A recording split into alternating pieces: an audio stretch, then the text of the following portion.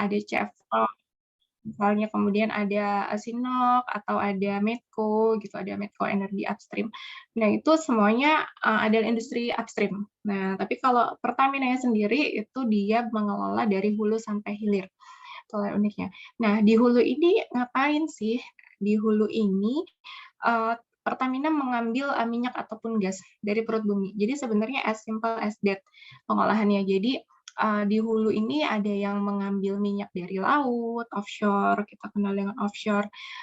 Kemudian ada yang mengambil minyak di darat. Kalau teman-teman pernah kerja praktek di Duri, itu kan masif ya pompa angguknya, sakerot pumpnya. Nah, itu adalah proses pengambilan minyak juga. Nah, kemudian ada juga yang geotermal, pengambilan panas bumi. Jadi sumber energi yang diambil itu baru diambil dari perut bumi keluar. That's all, itu adalah upstream. Tetapi dari upstream hingga downstream itu punya berbagai resiko yang tinggi, tetapi memang resiko yang paling tinggi itu kerap kali ada di upstream. Karena di sana ada drilling activities, pengeboran gitu. Nah, selanjutnya dari ketika sudah diambil energinya gitu ya, sumber bahan bakarnya atau sumber energinya itu, kemudian nanti akan masuk ke transmission line, kemudian akan diproses, ada yang menjadi LNG, kemudian masuk ke refinery ya, crude-nya dikilang, nanti di sana baru berubah menjadi produk yang teman-teman kenal mungkin gasoline atau yang lainnya ya, diesel, lubrikan, dan lain sebagainya. Kemudian baru nanti didistribusikan ke berbagai pelosok. Ada yang namanya itu terminal bahan bakar, integrated terminal, fuel, dan lain sebagainya itu di downstream. Nah, jadi inilah bisnis proses secara keseluruhan di Pertamina. Nah,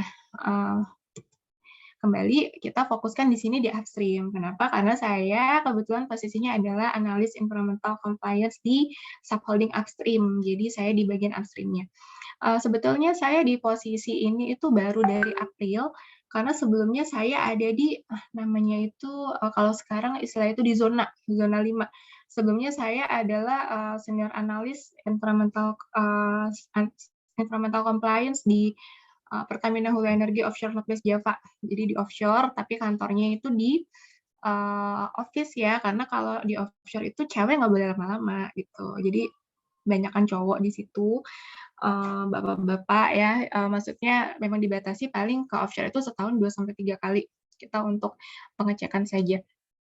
Nah, di situ upstream ini terbagi menjadi 5 regional.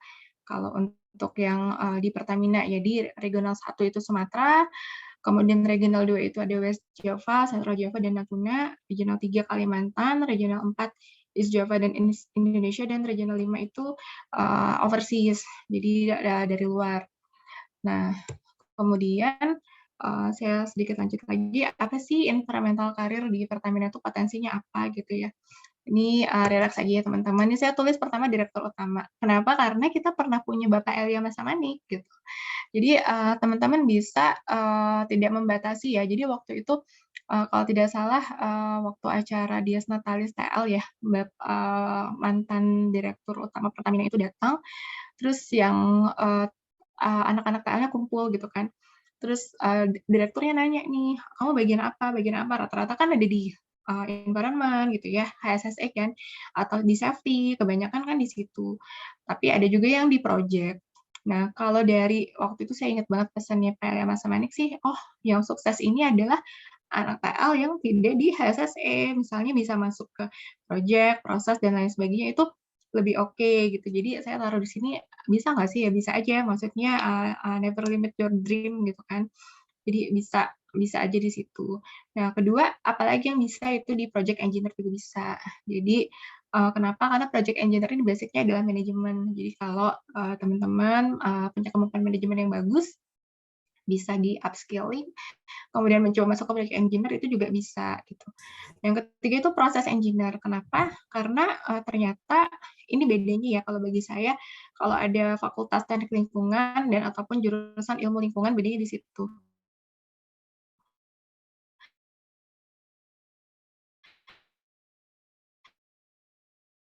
Ketika misalnya saya meeting gitu ya dengan tim proses engineer gitu, atau yang isinya orang chemical, mechanical, engineer semua itu saya masih paham, saya masih bisa mengerti bagaimana sebenarnya punya possibility gitu ya, dengan background kita, jika kita mau ada di proses engineer itu kalau di upstream ya, di upstream tadi yaitu pastikan proses pemisahan dan pemisahan minyak dan gas itu sebenarnya sederhana ya, tapi kan rumit juga gitu ya. Nah, kemudian di human capital, digital analyst atau environmental engineer. Ini saya sedikit kasih kondisi existing yang ada nih. Jadi kebetulan saya ada di subholding upstream. Subholding upstream itu membawahi dari Sabang sampai Merauke untuk semua field upstream. Kebetulan saya ada di situ. Dan ini kalau teman-teman lihat nih ya, ini 1, 2, 3 ini TL semua nih, alumni TL ITB semua. Ini saya, ini Lika juga. 2007, kemudian ada Kak Yunia juga 2004 gitu ya. Jadi lumayan. Nah, kenapa saya highlight di sini? Karena sebenarnya kebanyakan memang alumni TL itu ada di HSSE. Kalau di Pertamina itu kita tahu, jadi dirangkul gitu ya sama kakak-kakak senior yang ada di Pertamina itu kita dirangkul. Jadi begitu tahu ini anak TL, kita disapa gitu kan pokoknya jadi kayak oh iya ini kan TL 2000 sekian atau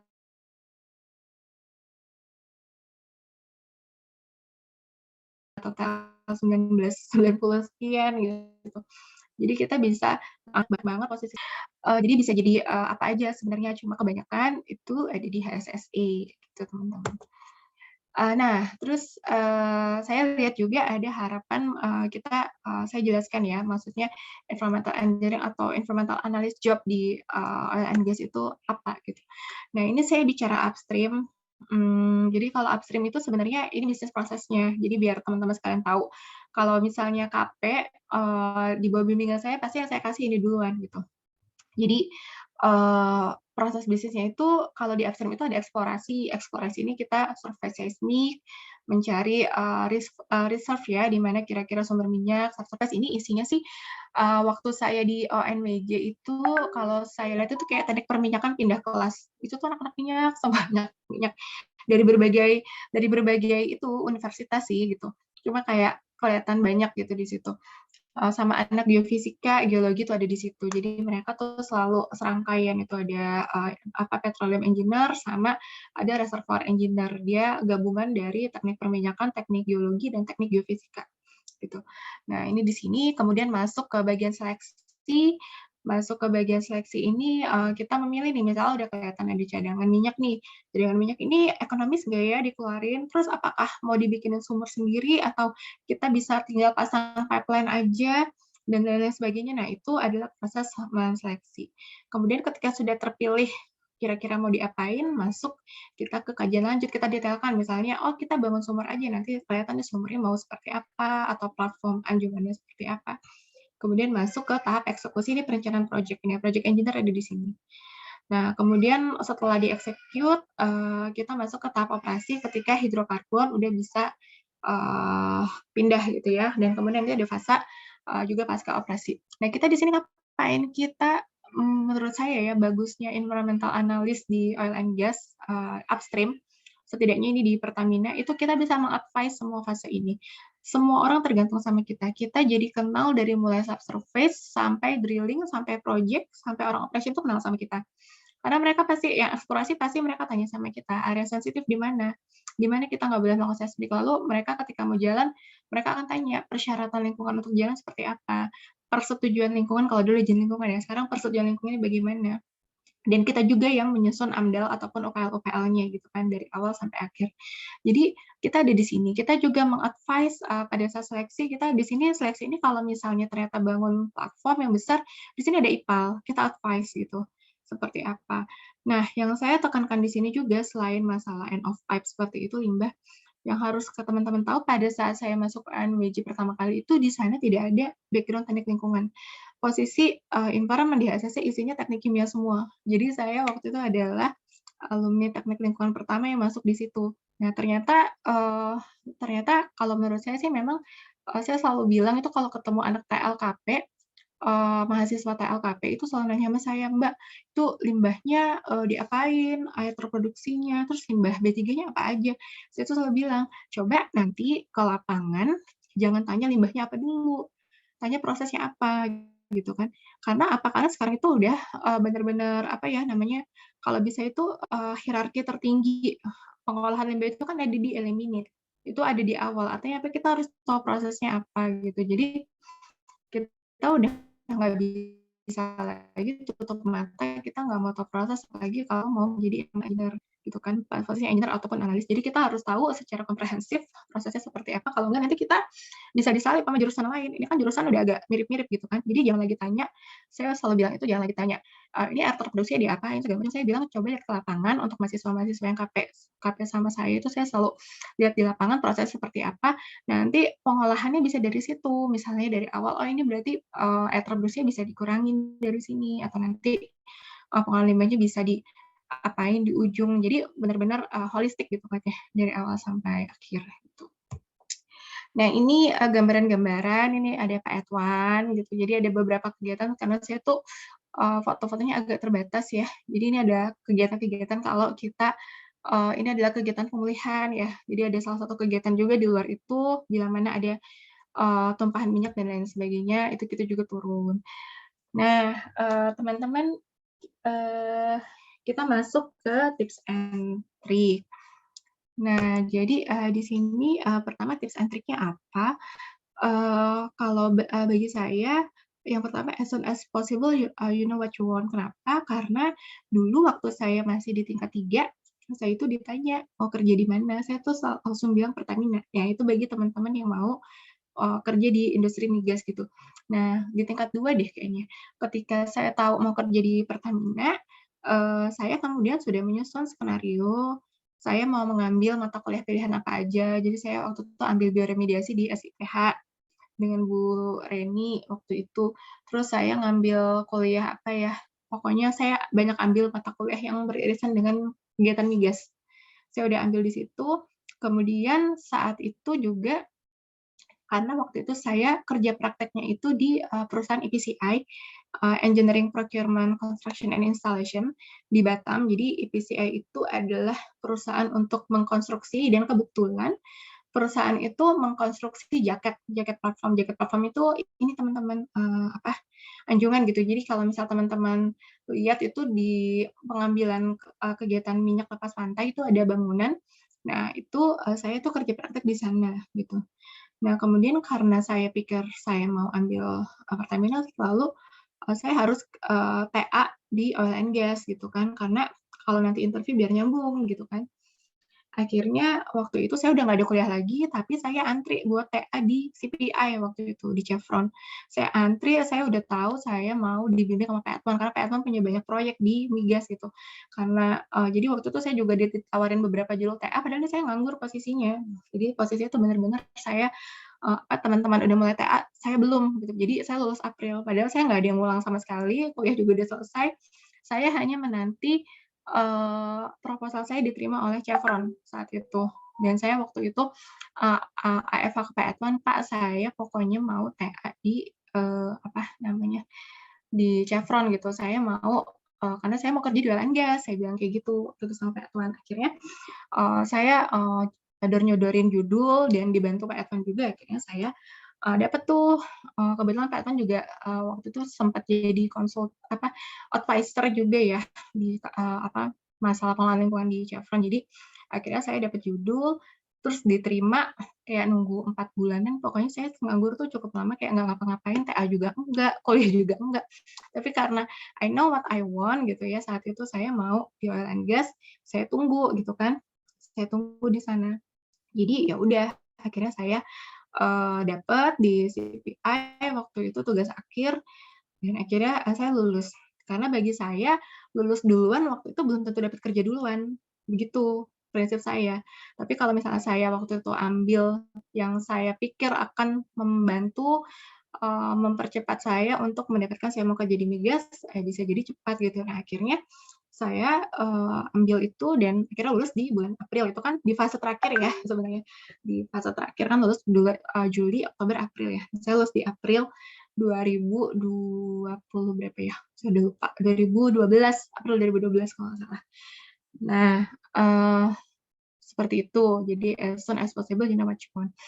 Nah, ketika saya tahu apa yang saya mau, saya pun daftar cuma itu. Saya memang waktu itu agak stubborn juga sih, tapi mungkin udah rezekinya juga di situ ya, teman-teman. Kita juga harus apa namanya, percaya dengan prinsip kalau rezeki juga nggak kemana gitu ya. Jadi yang saya daftar itu pertama kali ada job fair yang saya daftar itu adalah Pertamina.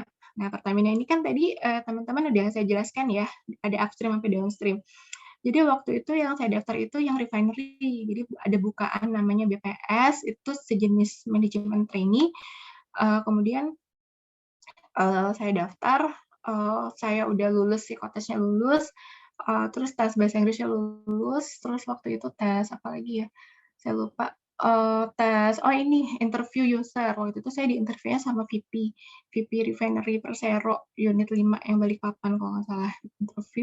Setelah interview saya maju ke medical check up. Nah, yang Pertamina Persero ini saya nggak lulus di tes lari. Jadi kalau Pertamina Perseronya itu ada tes lari. Jadi teman-teman juga bagus juga kalau sekarang masih ada nggak ya di TPB itu lari 6 keliling lapangan banteng. Nah, saya lemah di situ. Kalau sekarang kan banyak runners nih. Nah, kalau dulu saya males tuh lari. Jadi waktu tesnya itu saya yang paling akhir.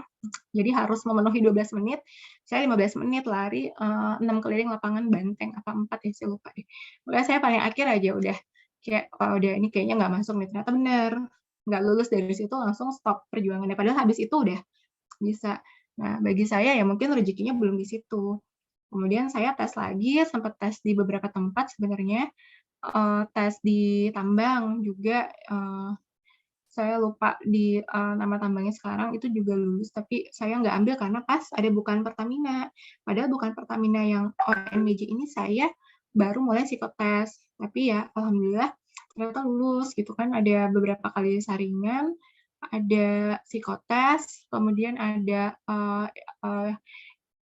interview psikolog, terus habis itu ada interview user, habis itu ada interview panel sama VP-nya, terus baru medical check up 5 kali. Nah, itu alhamdulillah lulus. Untung aja nggak ngambil yang tambang. Tadi itu kayak kayak gambling, tapi balik ke basic, I know what I want gitu. Sebenarnya saya mau itu di oil and gas saat itu. Jadi ya sudah. Nah, ini tips and trick yang pertama. Jadi ketika teman-teman tahu mau kemana, bisa mulai tuh dari perencanaan SKS gitu kan. Nah, yang kedua itu adalah shape your public speaking capability. Jadi ini bagus juga kalau nanti teman-teman simpel-simpelnya aja, misalnya ada presentasi, laporan lab, flu dan lain sebagainya ya. Just take the stage gitu ya, ambil aja panggungnya, nggak apa-apa latihan. Karena nanti pada saat interview kerja itu ya memang kemampuan untuk berbicara, kemampuan untuk menginfluence orang lain menjadi persuasif di dunia kerja itu adalah nilai tersendiri sih gitu.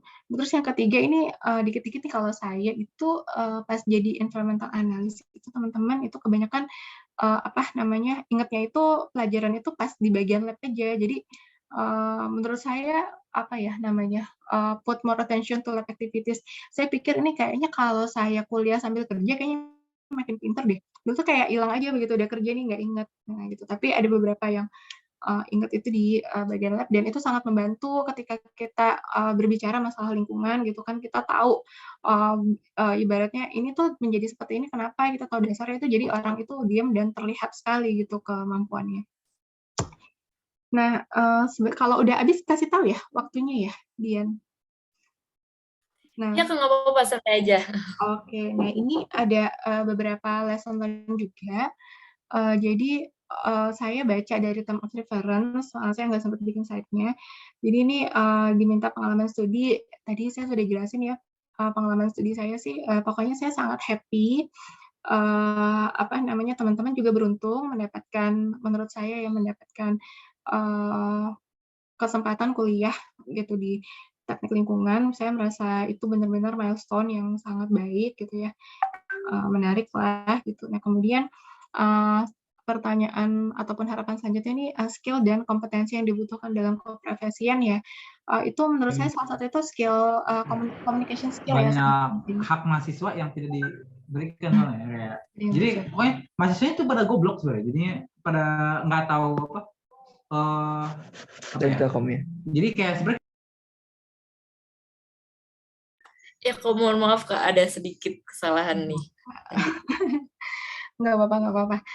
Nah, jadi skill yang dibutuhkan itu menurut saya communication skill yang paling tinggi sih, dan kemampuan untuk terus belajar karena di tempat saya ada banyak juga yang bukan anak background lingkungan gitu, tapi dia ada di posisi lingkungan. Even ada yang bagiannya ada anak akuntansi yang mengerjakan kerjaannya waktu itu memeriksa laporan AMDAL, memeriksa ya laporan RKHK itu ada.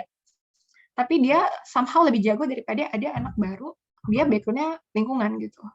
Artinya apa? Artinya kalau udah di dunia kerja itu as far as teman-teman banyak mau belajar itu bisa gitu. Skill-skill yang tapi yang jelas kalau kita punya basic atau background di situ dan kerja di situ tentunya pasti somehow itu memang lebih terlihat menguasai gitu. Nah, kemudian potensi perkembangan TL di sektor migas itu dan isu lingkungan itu sangat tinggi teman-teman. Jadi sekarang itu kita itu ada di kalau di perusahaan yang besar itu pasti akan aware dengan 17 Sustainable Development Goals gitu. Jadi perusahaan itu harus ikut berpartisipasi dalam mencapai tujuan pembangunan berkelanjutan. Dan itu juga setiap perusahaan itu juga dinilai ESG-nya, ada ESG rating. Jadi ESG itu teman-teman boleh catat ataupun cari, itu namanya environmental, social, and governance. Jadi perusahaan-perusahaan, terutama perusahaan-perusahaan yang mau terjun ke lantai bursa, itu akan dinilai ratingnya, apakah dia perusahaan yang tergolong berkelanjutan atau tidak. Jadi sekarang itu mindset orang itu sudah bukan lagi profit di perusahaan. Simpelnya 3P, profit, people, planet. Sekarang udah jadi 5P. Nah, tapi di situ ada planetnya, ada lingkungannya. Dan sekarang kalau di Pertamina sendiri ini sampai bikin satu ketua tim sendiri, satu tim task force sendiri, dan di task force-nya dipimpin oleh direksi. Itu untuk mencapai net zero emission di 2060 gitu. Nah, itu benar-benar butuh banget orang lingkungan, orang yang paham, dan lingkungan ini adalah ilmu yang sangat menarik dan dinamis. Karena apa? Karena peraturannya tidak di-upgrade secara lokal saja, tetapi dunia internasional itu selalu pay attention gitu ya, selalu memberikan peraturan ataupun policy terbaru. Jadi potensi perkembangan sektor migas ini sangat baik, sangat bagus sih menurut saya potensi ke depannya, karena kita yang harus menggawangi. Kalau sekarang nih, kalau di Pertamina sendiri ada target net zero emission, kita yang harus menggawangi itu achieve, karena itu sudah menjadi perjanjian ya, NDC gitu kan, di dunia internasional, dan itu dimonitor. Nah, kemudian juga bagaimana bisa melakukan operasi yang ramah lingkungan, karena kalau tidak ramah lingkungan ya bisa stop dan perusahaannya tidak sustain, tidak bisa berlanjut. Jadi di situ advice-nya teknik lingkungan. Jadi kita juga sebagai teknik lingkungan boleh juga teman-teman kalau mau langganan majalah yang terkait dengan lingkungan atau sustainability itu oke banget, karena pasti nanti ketika berbicara itu, ketika kita banyak membaca pasti kelihatan beda ya. Pada saat kita berbicara knowledge-nya kelihatan beda, dan pasti itu akan membantu dan menambah poin tersendiri. Nah, yang nomor 4 itu saya lihat juga yang belum terjawab dari presentasi saya itu adalah alasan pemilihan bidang studi TL. Alasannya waktu itu ya karena saya sebenarnya awalnya itu agak blind juga ya, nggak tahu, tapi begitu di tingkat 2 setelah TPB tahu itu menurut saya makin menarik gitu. Ternyata bagaimana di satu sisi orang mengejar profit, tapi di sisi lain kita harus menjaga ini sustain gitu ya. Semua kegiatan itu agar tidak terlalu mencemari lingkungan gitu. Nah, yang terakhir pengalaman selama berkecimpung di keprofesian TL ini. Jadi kemarin saya dapat pengalaman berharga. Kalau teman-teman bisa search, itu ada insiden tumpahan minyak yang sangat besar di Karawang, insiden tumpahan minyak YIA blowout. Jadi di situ menurut saya 100 tahun sekalipun itu belum tentu kejadian. Dan itu pula yang ditanamkan oleh manajemen saya waktu itu, karena saya waktu itu posisinya environmental analyst, jadi kita ramean, cuma waktu itu apa ya, PIC-nya cuma 3 orang lah, ganti-gantian gitu. Jadi asmen saya ada satu lagi di lapangan. Jadi waktu ada tumpahan minyak itu yang paling dicari itu orang enviro. Semuanya mengadu ke sana. Ada orang yang merasa tambaknya tercemar, lari ke kita. Ada orang bagaimana cara mencegah minyaknya keluar dari minyaknya lebih spreaded lagi, itu juga nyari kita. Jadi saat itu, dan itu lamanya 3 bulan. Saat itu saya tiap hari itu jam 6 pagi udah berangkat dan pulang jam 10 malam. Itu tuh hampir 3 bulan seperti itu. Dan manajemen saya waktu itu menguatkan saya bahwa tidak semua environmental analyst punya pengalaman seperti kamu. Tidak semua orang pernah mengalami kejadian krisis, kejadian darurat seperti ini. Maka ini adalah pengalaman berharga. Ya, oke, saya waktu itu bilang oke. Cuma memang saat itu pada saat saya melaluinya itu benar-benar apa ya, keadaan berat ya. Bahkan saya nggak pernah menyangka bahwa saya udah berkeluarga kan. Saya kira permasalahan paling berat itu kalau masalah keluarga atau apa, selama ini saya kerja ya nggak ada permasalahan berat. Tapi saat itu tekanannya sangat tinggi. Bayangin teman-teman tiap hari Minggu pagi di depan saya udah ada yang biasa Minggu pagi bisa layah-layah, ini Minggu pagi saya udah di kantor jam 7:30, udah mulai meeting. Itu karena Pertamina tinggi banget ya, banyak gitu ya organisasinya. Saya udah ketemu sama banyak VP, saya udah ketemu banyak direktur, saya yang paling junior di situ, tapi saya harus menyajikan dan menghasilkan data yang baik. Dan data itu juga yang dijadikan feeding untuk media waktu itu. Nah, jadi itu adalah pengalaman saya yang sangat berharga, dan ternyata benar apa kata manajer waktu itu, kata asmen saya, ini tidak semua orang bisa mengalami ini dan ini pelajaran berharga. Jadi pada saat itu akhirnya nambah ya, bekerja di bawah tekanan yang benar-benar tertekan itu seperti apa ya. Saya mengalami itu 3 bulan itu sampai akhirnya minyaknya berhasil dihentikan. Kira-kira seperti itu sharing-nya teman-teman, mudah-mudahan bermanfaat ya. Kalau ada pertanyaan boleh. Terima kasih. Terima kasih banget Kak Udra. Tadi menarik banget ya pemaparannya. Ternyata banyak banget peluang karir sarjana TL di bidang energi, terutama oil and gas di Pertamina gitu. Dan tadi yang aku benar-benar highlight sih, kita tuh harus tahu ya apa yang kita mau, dan ketika kita tahu apa yang kita mau, kita benar-benar harus mengejar itu gitu. Ini pengalaman benar-benar yang berharga gitu ya buat aku gitu, karena jadi kebalikin lagi nih semangat aku buat kuliah yang mungkin kemarin-kemarin kan gara-gara online nih mungkin agak menurun semangatnya, jadi aku jadi semangat lagi nih buat menimba ilmu di TL ini. Terus karena udah selesai pemaparan dari Kak Udra, kita lanjut pemaparan dari Karana. Nah, kalau dari Karana ini sendiri di pertambangan batu bara ya, di Adaro Energi. Nah, sebelumnya dari Kak Audra boleh ini, apakah ada mau yang di-share lagi video atau apa gitu Kak? Oh iya, saya lupa ya. Boleh iya. ya. Masih ada waktunya? Ya, boleh Kak, boleh. Sebentar saya sharing videonya ya. Saya buka dulu. Jadi ini adalah video yang sekilas tentang ya. Mbak Yani mau pulang. Mbak Yani mau pulang, kuncinya yang mana? Nanti bener nggak bisa. Oke. Iya. Sebentar ya.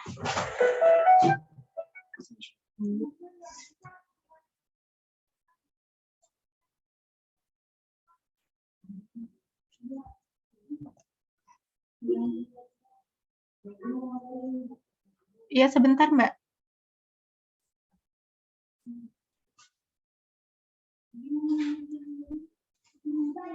Udah kelihatan belum ya?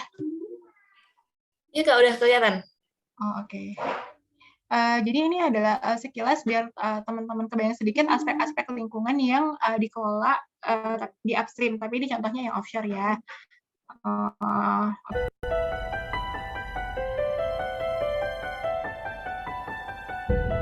Ada suaranya kan ya? Iya Kak, ada.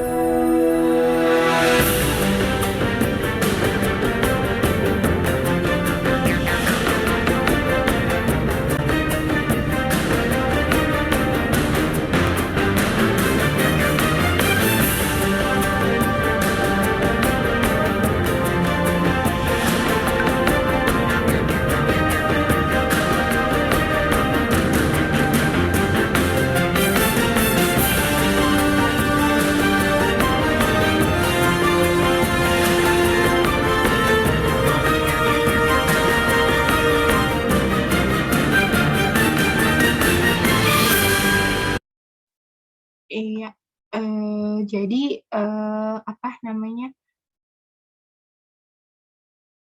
jadi ini, adalah proyek pertama saya masuk. Jadi, bagaimana caranya itu tadi, bahwa kita tidak mengolah di akhir, tapi, dari awal. Jadi waktu itu saya juga bikin buku bareng-bareng sama rekan-rekan juga, itu Environmental Engineering Basic Design. Jadi desain-desain migas itu kita coba bilang ke proses engineer nih, kalau desain, proses engineer mikirin ini, tapi kami environment maunya ini, seperti ini. Nah, sempat bikin buku kayak gitu. Itu sih. Terima kasih sudah, mudah-mudahan bermanfaat ya teman-teman. Ya Kak, terima kasih. Oke, selanjutnya ke Karana. Karana apakah bisa share screen Karana atau boleh nanti dibantu dari operator? Dari aku aja nggak apa-apa, sebentar ya. Silakan Karana.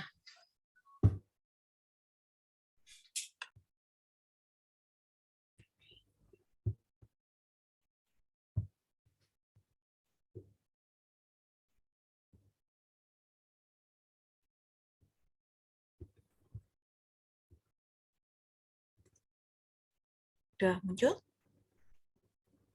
Ya Kak, sudah muncul. Oke, aku mulai ya. Bentar, ini caranya gimana? Nggak biasa pakai Zoom, sorry. Oke. Assalamualaikum teman-teman. Jadi kalau tadi Audra menjelaskan spesifik terkait career path, kalau saya pendekatannya apa aja pengelolaan lingkungan yang kita lakukan, nanti teman-teman bisa nilai sendiri apa aja sih yang bisa teman-teman kontribusikan kalau nanti teman-teman masuk di industri pertambangan. Kalau saya spesifiknya adalah pertambangan batubara gitu. Jadi tapi kurang lebih untuk pertambangan lainnya kegiatannya sama, cuma nanti proses akhirnya saja yang berbeda. Jadi saya mulainya, jadi pendekatannya dari pengelolaan lingkungan ya. Sebelum kita mulai lebih jauh, jadi Adaro Energi itu apa sih gitu. Jadi sebenarnya Adaro Energi itu seperti holdingnya dari 8 pilar Adaro lainnya. Jadi ada Adaro Mining, yaitu yang pertambangan, lalu logistik yang mengangkut batu bara sampai menuju customer, lalu ada Roland yang mengurusi lahan-lahanan, lalu capital ini terkait bursa saham, lalu service itu service adalah mitra kerjanya pertambangan, kemudian ada Adaro Power ini yang PLTU, lalu ada Adaro Water. Nah ini pilar baru yang dulu Adaro itu fokusnya hanya kegiatan pertambangan dan power saja, tapi mereka sekarang merambah ke kegiatan pengelolaan airnya juga. Dan terakhir adalah Adaro Foundation. Jadi ini masing-masing kegiatan kita yang ada di Adaro Energi.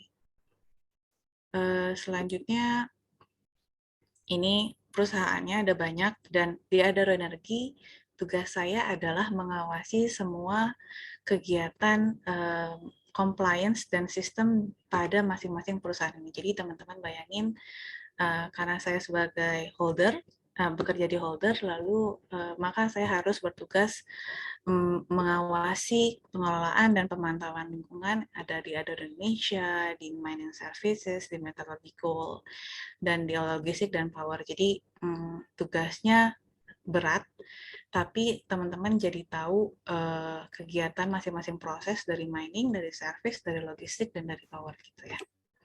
Ini singkatnya. Lalu Adaro Energi HSE-nya itu baru ada tahun 2011. Lalu saya masuk 2014, kemudian baru dibuatlah yang namanya kebijakan MK3LH. Mulai deh tuh di Adaro Group itu semua kenal yang namanya manajemen K3 dan lingkungan hidup. Baru saat itu kita susun kebijakan MK3LH-nya, dan kemudian kita juga buat yang namanya pilar MK3LH Adaro-nya. Pilar ini fungsinya apa? Karena kan kita Adaro Energi itu punya visi menjadi grup pertambangan dan energi di Indonesia yang terkemuka.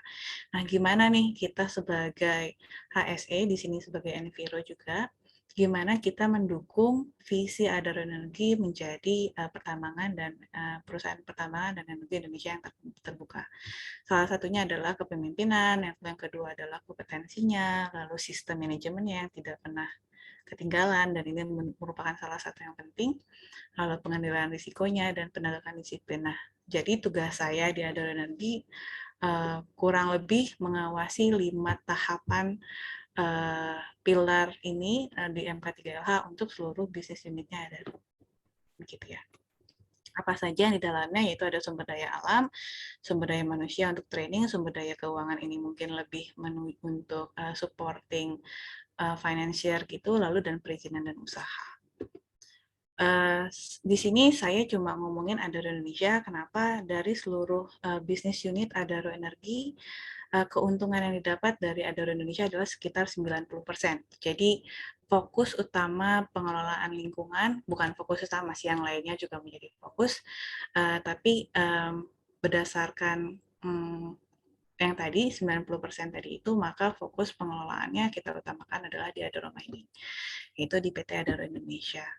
Nah, Adaro Indonesia itu seperti apa sih? Jadi ini Adaro Indonesia, kita PKP 2B generasi pertama dengan luas sebesar 31.000 hektar.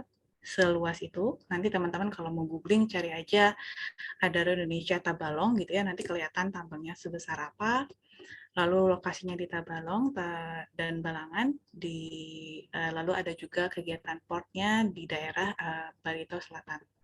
Produksi 2019-nya 51 juta ton dengan 70 kontraktor dan lapangan pekerjaannya 21.000.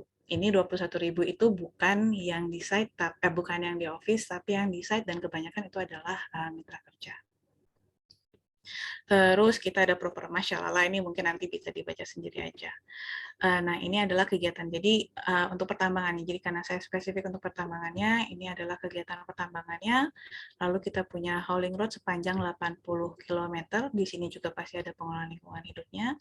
Lalu di sini ada Klanis. Klanis itu yang tadi saya bilang adalah coal processing and barge loading. Jadi di sini ada stockpiling batu bara. Jadi batu bara yang diambil dari tambang ditransport melalui haul road, lalu ditimbun atau di stockpile Klanis. Kemudian ada barge loading, di sini ada barge-nya ya, kalau teman-teman lihat ini barge-nya. Nanti batu baranya dicurahin melalui konveyor ke barge, lalu ditransport ke Pelabuhan Tabuneu. Nah, di sini nanti teman-teman PLTU marketing biasanya belinya di sini. Jadi mereka dari yang lokal ataupun internasional melakukan pengambilan batu baranya di sini. Lalu ada juga satu pelabuhan di IBT, gitu ya. Ini kurang lebih gambaran besarnya Adaro Indonesia juga adalah seperti ini. Lalu kita juga punya kebijakan kesehatan dan keselamatan lingkungan hidup. Intinya adalah sama seperti kalau nanti ini juga salah satu pentingnya teman-teman punya pengalaman background tentang sistem manajemen, karena sistem yang pasti nanti dicari sama setiap HSE di semua perusahaan, nggak cuma di tambang, nggak cuma ada di migas, semua pasti membutuhkan sistem, dan ini harus diketahui masing-masing item-itemnya apa saja sesuai dengan ISO 14001 ataupun yang baru itu yang K3 45.000 ya kalau nggak salah. Next, nah ini bagan kegiatannya ya. Jadi kalau mungkin teman-teman ada yang ngambil di tambang, jadi kalau tambang itu rentetan kegiatannya seperti ini. Nah, jadi pertama ada dari perairan, lalu ini ada hutannya, kemudian kita land clearing, ini hutan-hutannya gitu ya. Lalu yang kita land clearing ini kita jadikan sampah gitu, atau nanti kemudian ditimbun di penimbunannya top subsoil. Lalu nanti ada kegiatan manajemen top subsoil, kita dispose kebutuhan top subsoilnya yang nanti akan dipakai untuk kegiatan reklamasi. Selanjutnya adalah pengupasan tanah penutup atau batuan yang nggak ada nilainya, jadi ini disebutnya sebagai waste, dan kita akan dispose ini untuk nanti menjadi bukit baru lah, istilahnya seperti itu. Lalu kegiatan utamanya adalah pengupasan batu bara. Nah, dari pengupasan batu bara kan pasti nanti dia timbul yang namanya pit gini ya, dia masuk ke dalam. Nah, pit ini nanti ada airnya. Nah, dari air itu kita pompa ke atas karena dia beradanya di bawah permukaan tanah. Jadi ini kita menggunakan pompa, lalu lagi itu nomor 9. Pompa 2 di lantai selanjutnya. Lalu yang ke-10 adalah penimbunan atau pembentukan disposal. Yang tadi saya bilang dari kegiatan pengupasan tanah batuan penutup ini, kemudian didispos di sini. Nah, sampit ini bukan sampit, air yang dari sipit ini lalu dipompa ke atas, biasanya di atas itu ada drainasenya dan menuju ke pengelolaan air. Nah, sebelum ke pengelolaan air, di sini juga ada kegiatan reklamasi untuk lahan-lahan disposal yang sudah final, berdasarkan analisis teman-teman geoteknik gitu ya, sudah cukup sesuai kekuatan lereng dan kawan-kawan, kemudian itu final dan dilakukan kegiatan reklamasi, dan selanjutnya adalah kegiatan kelola air. Biasanya kalau saya sering bolak-balik, kita itu sering berperan di kegiatan kelola air yang ini, di sini, lalu di kegiatan drainase, sama di SAM atau pompa. Karena ini dari SAM, lalu dari drainase dan kelola air itu semua nyambung gitu ya. Mulai perencanaan drainasenya seperti apa, mau berapa besarnya, lalu pompanya butuhnya berapa banyak, lalu nanti di setting point-nya desainnya berapa besar. Itu salah satu peran teknik lingkungan di dalam pertambangan. Selanjutnya langsung aja di kegiatan pertiga, lalu kualitas udara dan kebisingan, lalu ada reklamasi, kualitas tanah, dan flora dan fauna. Tugas pertama saya dari manajer saat itu baru masuk banget nih, Ran, bikinin desain drainase untuk Radar Indonesia. Dulu saya paling nggak bisa yang namanya desain drainase yang pakai PUH 100 tahun yang caranya macam-macam itu. Kemudian saya disuruh ngerjain itu kayak, gue harus belajar lagi. Dan jadi teman-teman jangan nge-sepelein kerja pelajaran yang kalian nggak bisa, karena in some way kalian pasti akan ketemu lagi sama hal itu gitu ya. Jadi itu tugas pertama saya untuk area tambang. Lalu yang kedua, tugas kedua adalah Rana tolong bikin desain pengelolaan limbah non B3 karena ini tambang besar sekali dari ujung ke ujung, pengelolaan limbah non B3-nya tidak sesuai gitu dengan peraturan. Saya mulai harus melakukan designing mulai dari pengambilan sampel sampah dari masing-masing lokasi, lalu perhitungan sampah itu, dan membuat desain TPA. Jadi itu juga kalau teman-teman nggak suka, coba diingat-ingat lagi aja, siapa tahu nanti dibutuhkan gitu ya. Kalau udara dan kebisingan itu overall kalau untuk pertambangan biasa aja, nggak terlalu signifikan. Lalu ada reklamasi dan tanah, biasanya ini ngambilnya dari teman-teman kehutanan karena untuk teknik lingkungan tidak terlalu atau biodiversity atau biologi yang masuk ke flora dan fauna, kualitas tanah, dan reklamasi. Nah, jadi kalau misalkan nanti sebelum detailnya masing-masing, ini penjelasan aja, kalau misalkan nanti teman-teman merasa, gue butuh S2 nih, gitu, mau S2-nya apa? Kalau mau S2 ambil biologi, atau biodiversity, atau kualitas tanah, dan teman-teman mau, seperti yang tadi Audra bilang, gue pengen di pertambangan, ya, teman-teman boleh mendalami terkait biodiversity, yaitu flora fauna, atau biologi, ataupun pertanahan gitu ya. Itu juga sangat membantu di teman-teman nanti kalau masuk ke industri pertambangan. Nah, di kegiatan reklamasi ini ada tahapannya adalah pembentukan disposal tadi dan pengaturan permukaan. Jadi tanah-tanah tadi yang kita ambil dari pengupasan itu kita timbun di disposal, lalu penghamparan topsoil, lalu pengendalian erosi, ini pembibitan, lalu hydroseeding, sama pemeliharaan. Ini adalah kegiatan tahapannya, ada pengupasan tadi ya, topsoil ini kita ambilin tanahnya, lalu dipindahkan ke disposal untuk kita simpan, lalu penghamparan. Nah, penghamparan ini adalah yang putih-putih ini yang tadi batuan tanah penutup yang nggak ada nilainya, yang kita bilang itu sebagai waste. Nah, si topsoil ini kita simpan, kenapa? Karena kan kita harus menanam kembali di atasnya. Nah, kalau tanaman langsung ketemu sama si waste tadi, dia nggak bisa tumbuh. Kegiatan reklamasi kita gagal gitu. Jadi nanti setelah selesai disposal tanah penutup ini, overburden ini dinyatakan final sama teman-teman reklamasi, nanti oke, kita hamparkan di daerah X misalkan. Nanti setelah itu kita kasih bibit tanaman yang kita punya di nursery nanti gitu ya. Lalu ini pengendalian erosinya, ada drainase, ini yang saya bilang, ini tugas saya kemarin bikin berapa sih drainase yang cukup untuk kegiatan di Adaro, lalu drop structure, dan sekatan knockdown-nya. Nah, tadi yang saya bilang dari segi setelah kegiatan penghamparan kan ditebarin tuh si bibit-bibit tanamannya. Nah, berasal dari mana? Ya dari nursery ini, dari pembibitan. Tapi ini teman-teman biasanya teman-teman dari kehutanan, dari biologi, tapi teknik lingkungan nggak ada di sini. Nggak pernah saya temukan di sini lebih tepatnya.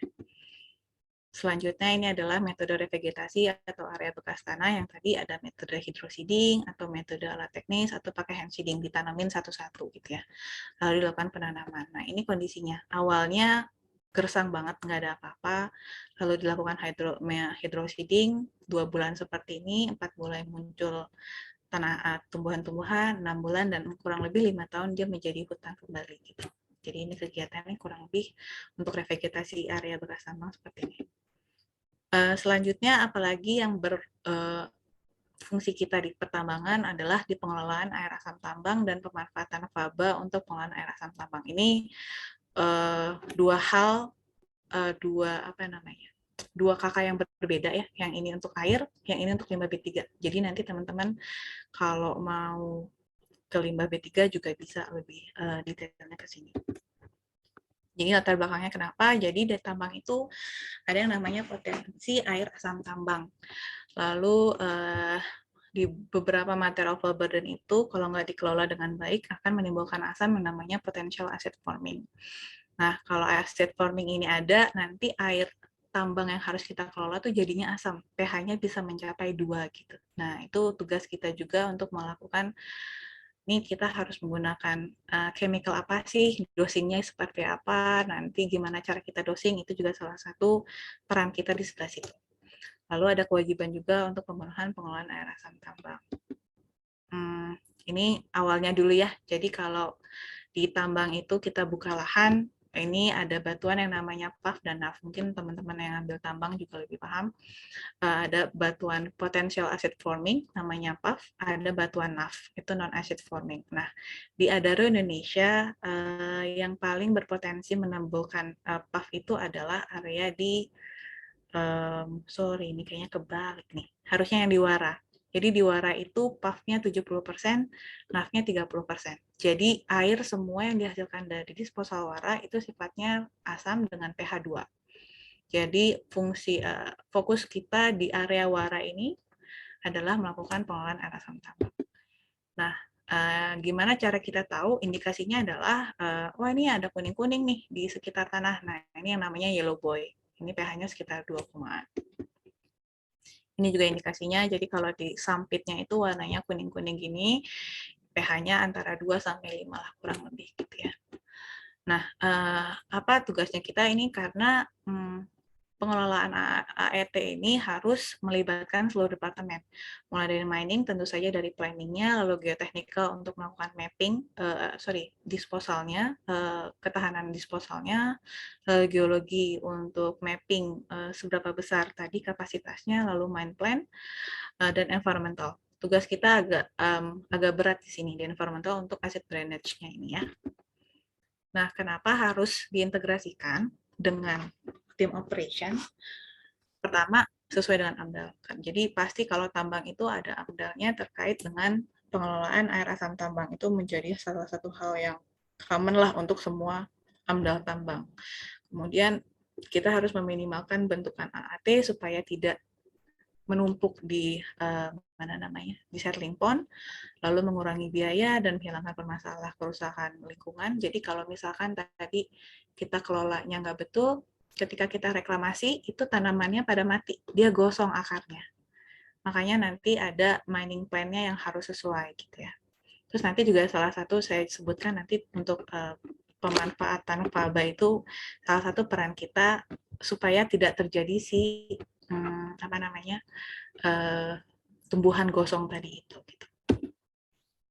Ini yang daerah Wara tadi ini adalah tugas geologi ya, dia mapping nih masing-masing area ini, kemudian ketemulah ternyata hamparannya seperti ini. puff-nya ini yang warna merah, NAF itu yang warna biru. Nah, yang NAF-NAF ini yang puff-puff yang warna merah inilah yang menghasilkan air asam tambang gitu. Nah, itu yang harus kita kelola.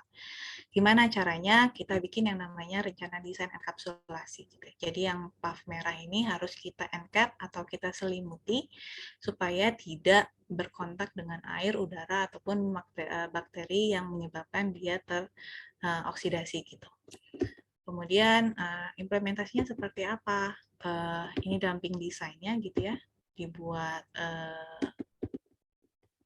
lahan seperti ini untuk dumpingnya, dibikin boundary NAF-nya dulu, lalu baru diisi puff.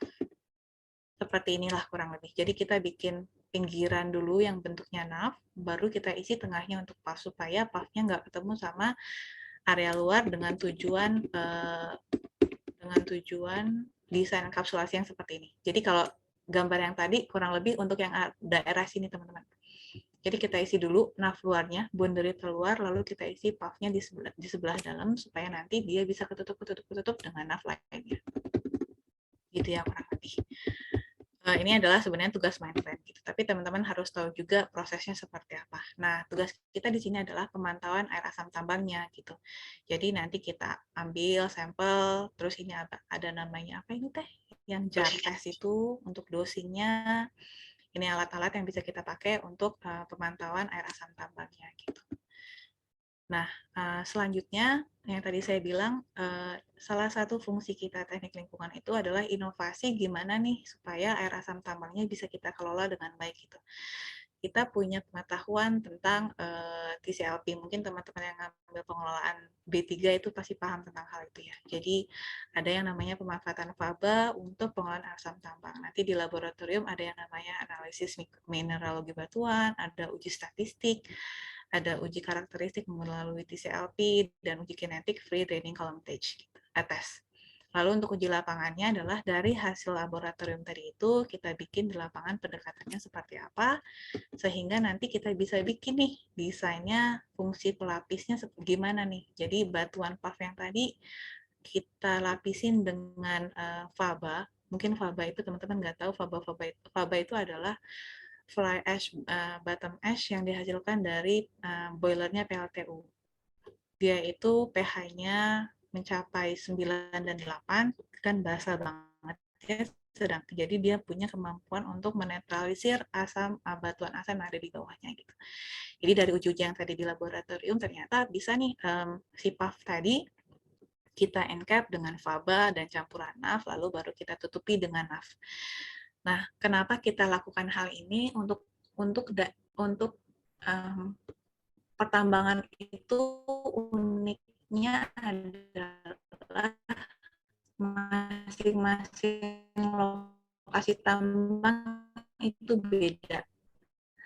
Jadi bisa aja tambang X-nya itu ternyata sedikit gitu. Jadi kalau misalkan kita nggak cari metodologi lain untuk mengangkat si batuan penghasil asam, ya mau nggak mau nanti batuan penghasil asamnya ini selalu terdadah dengan air ataupun udara, yang mana ketika nanti kita sudah selesai kegiatan operasional tambangnya, air asam itu selalu tergenerasi. Nah, itu adalah menjadi tanggung jawabnya si perusahaan.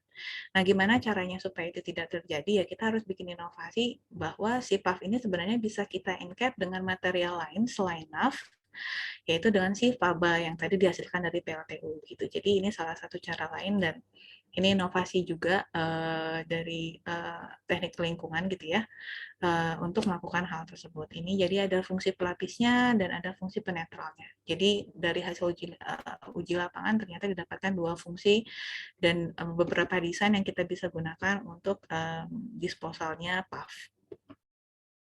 Itu yang terkait faba, terkait dengan air asam tambang. Nah, ini yang menjadi utama kita itu adalah wastewater management. Nah, ini tambang, teman-teman bayangin 31.000 hektar gitu ya, air yang dihasilkan berapa banyak, bisa 400 juta per tahun, dan ini adalah sistemnya kita. Jadi dari pit yang tadi saya bilang ada cekungan di bawah itu namanya kita pit, kita pompa, kita bawa ke atas, ini adalah outlet pump. Ini PSS-nya bisa sampai ratusan ribu miligram per liter. Lalu dari outlet pump ini kita alirkan melalui drainage system, lalu mengalir ke settling pond. Nah, settling pond ini juga tugasnya kita ngedesain ini semua. Yang tadi saya bilang si pUH 100 itu fungsinya apa, ya nanti jadi dari pUH-nya itu kita ketahuan curah hujannya berapa, intensitasnya berapa, untuk mendapatkan kapasitas si settling pond yang akan kita butuhkan untuk kegiatan pertambangan. Jadi ada sediment trap, lalu ada safety pond, ada treatment facilities, ada mud pond, lalu ada pond compliance, sama ada drying pond di sini untuk kegiatan maintenance masing-masing apartemen ini ya. Nah, detailnya seperti apa? Ini bentukan sediment trap-nya teman-teman. Dia bikinnya baffle seperti ini, lalu safety pond fungsinya untuk equalisasi debit gitu. Lalu ada floating inlet, lalu masuk ke floculator untuk dosing chemical. Di sini juga kita berperan, ini yang tadi saya bilang, apa tadi teh yang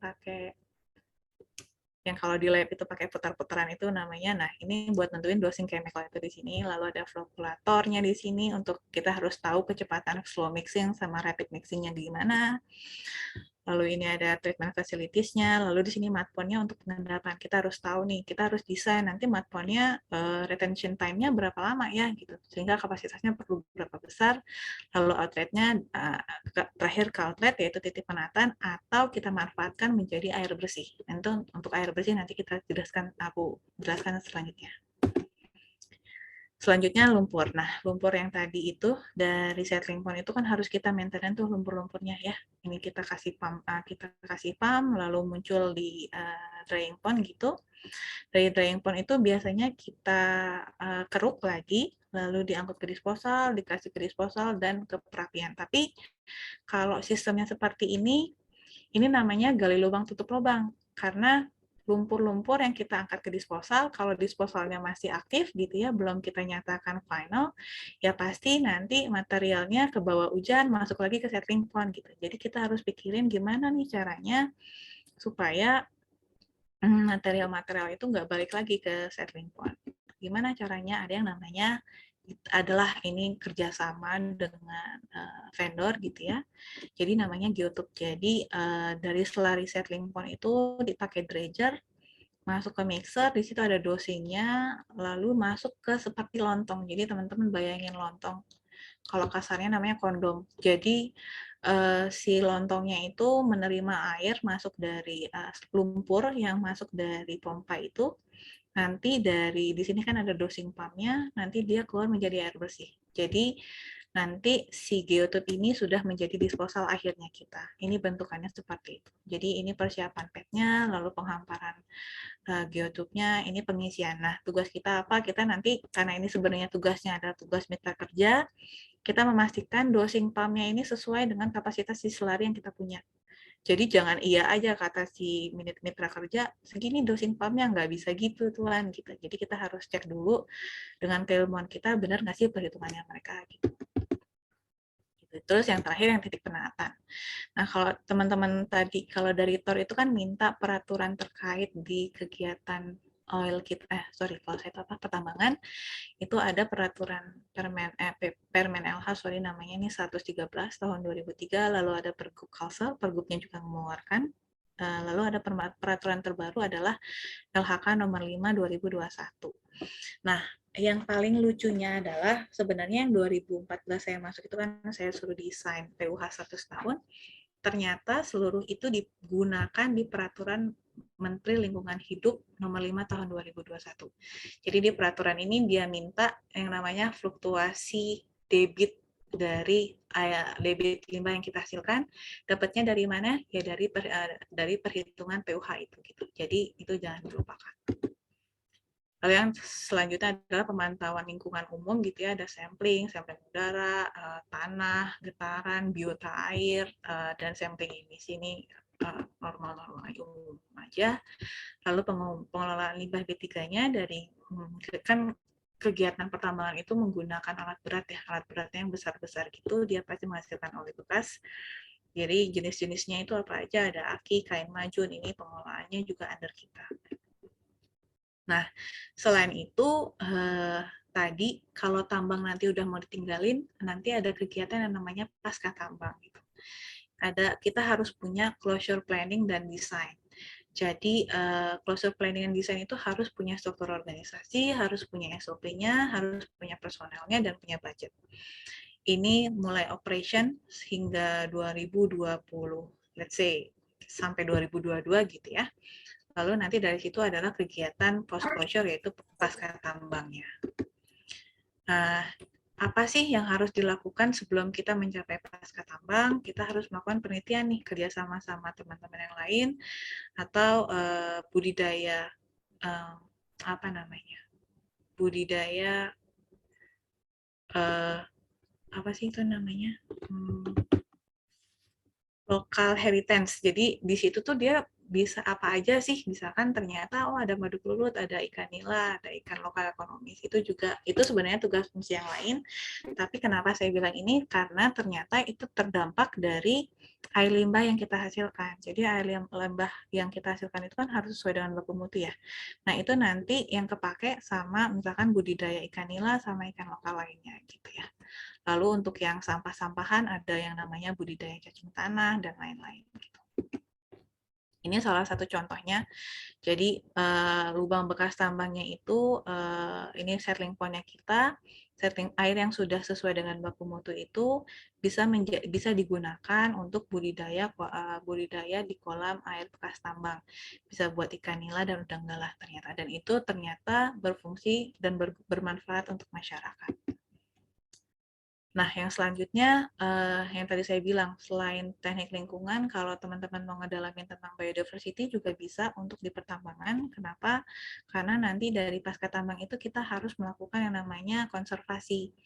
Masing-masing area pasti punya apa namanya ya, hewan kuncinya atau tanaman kunci atau hewan kuncinya, dan itu harus dikonservasi gitu. Itu adalah tugas nanti teman-teman. Jadi teman-teman bakal menang banyak, teman-teman ngerti tentang monitoring lingkungan, pengelolaan lingkungan, tapi teman-teman juga tahu tentang biodiversity-nya gitu.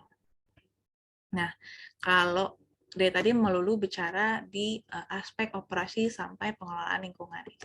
Tapi gimana tentang CSR-nya gitu? Di CSR sebenarnya teman-teman bisa masuk nggak sih? Bisa banget. Kenapa?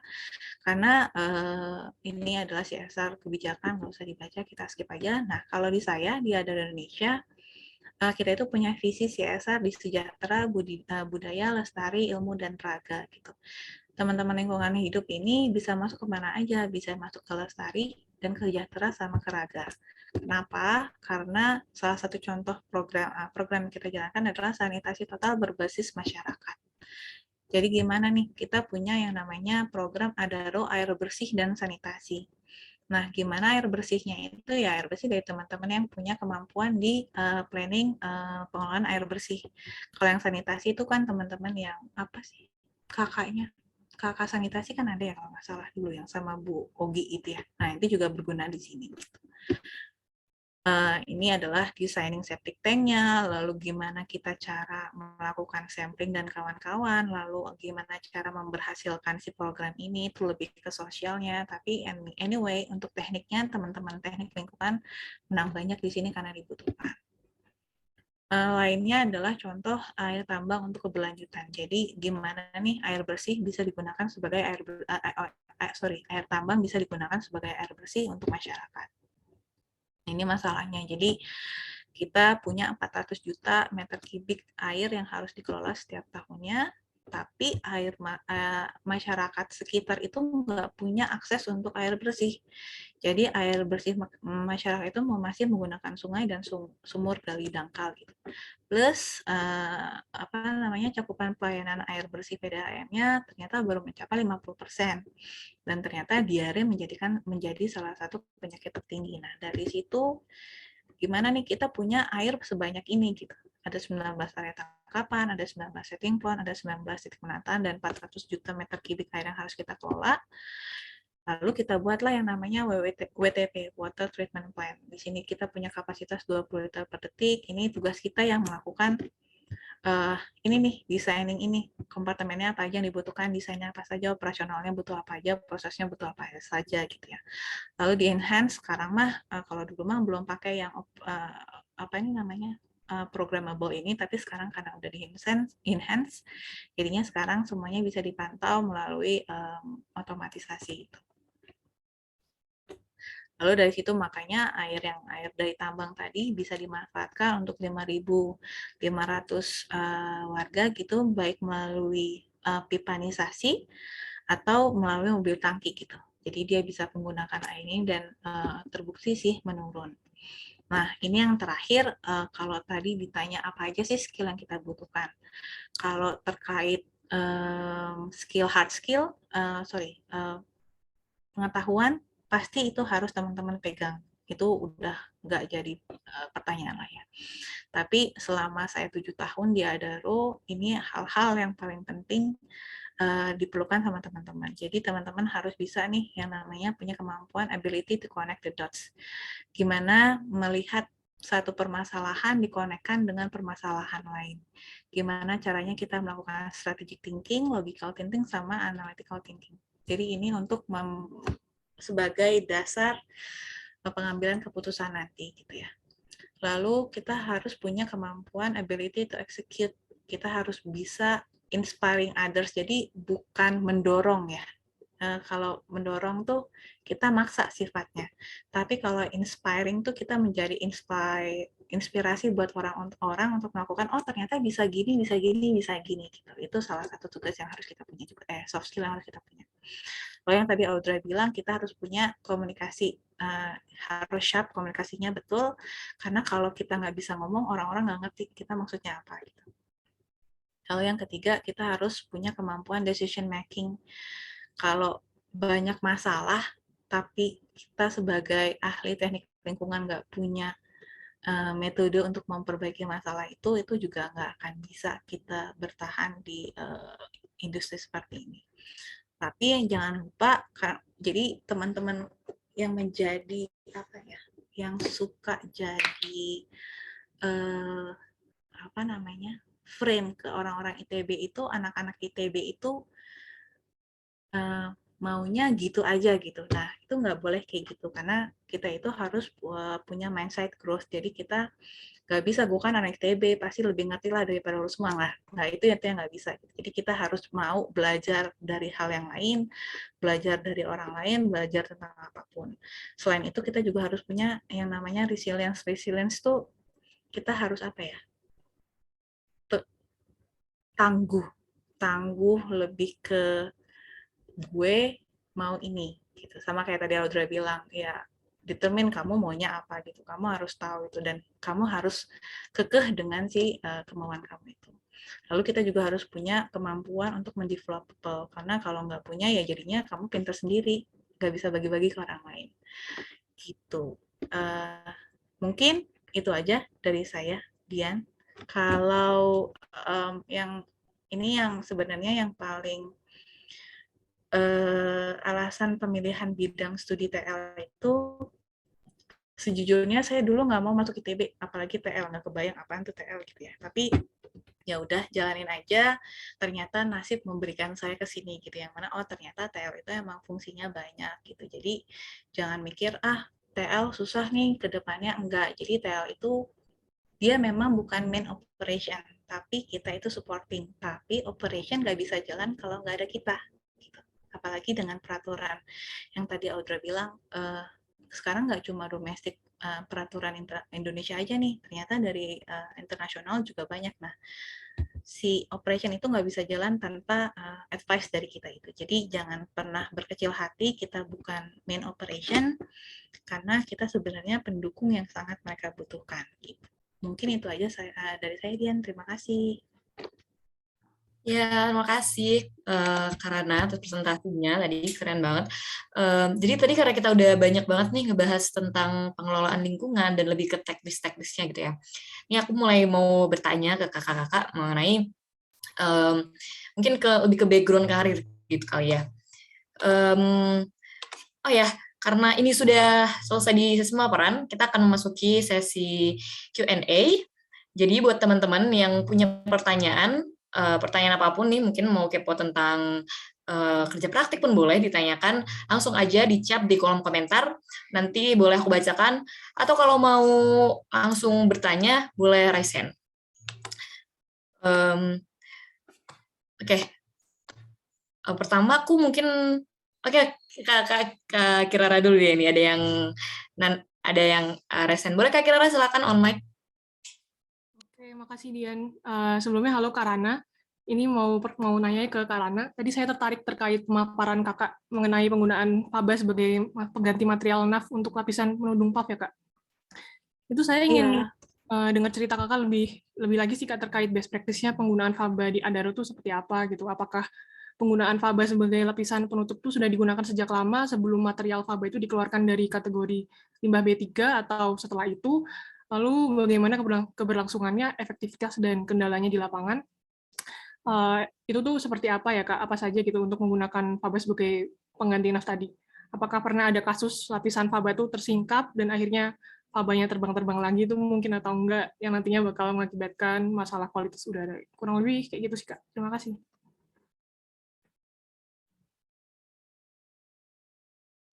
Oke, boleh Kak Rana langsung aja dijawab. Oke, Kirara terima kasih. Jadi kalau di Adaro Indonesia itu kita baru fase permohonan persetujuan.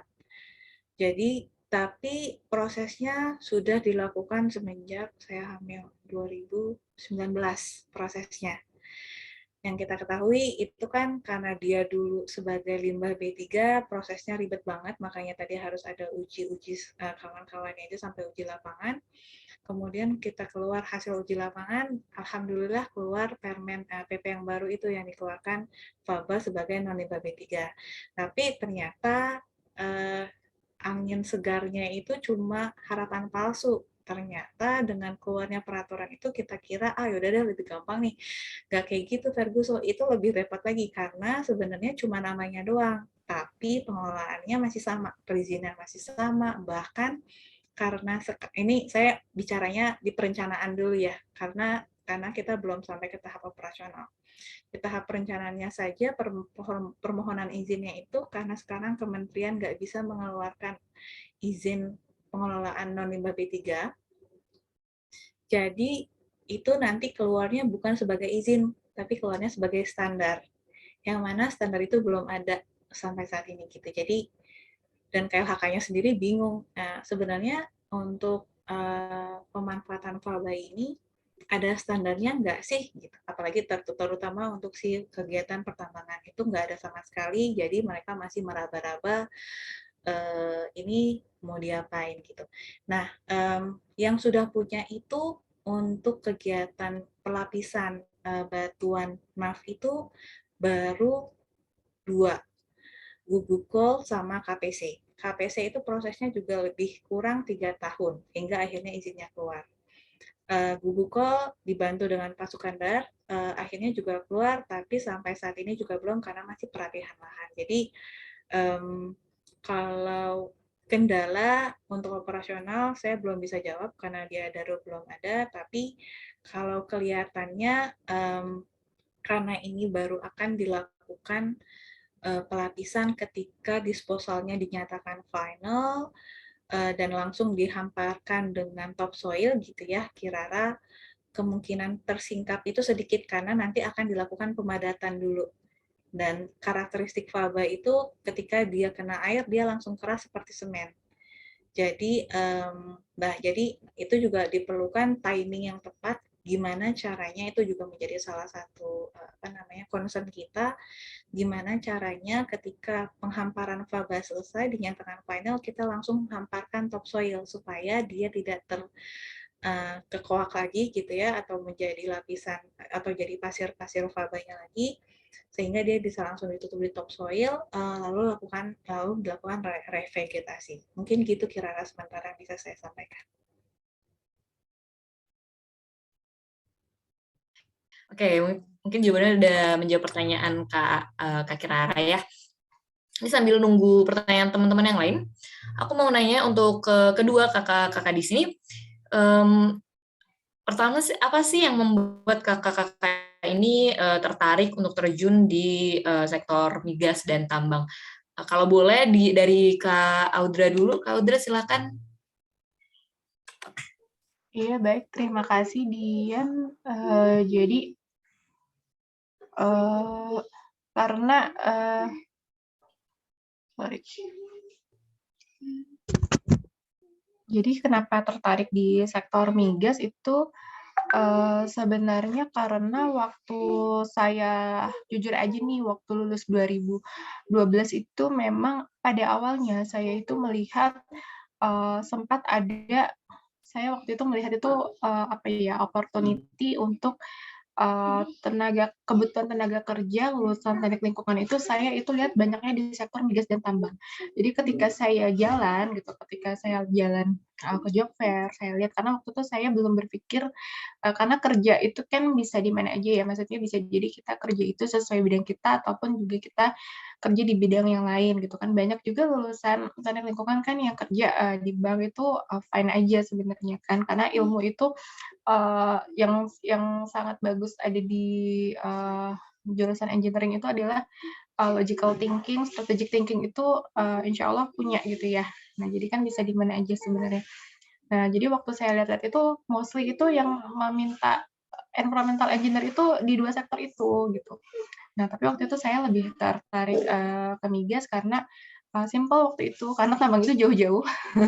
Karena mungkin di Jakarta, tapi kan field-nya saya waktu itu berpikir apakah engineer itu harus di field gitu kan. Jadi, as simple as that dan ternyata begitu, mendalami juga, tugas akhir juga ternyata banyak hal yang menarik sih di situ dan memang posisi kita sebagai environmental engineer karena memang dunia pertambangan ya, pertambangan migas dan mineral itu juga challenge-nya besar untuk lingkungan, jadi ya lebih menarik aja sih.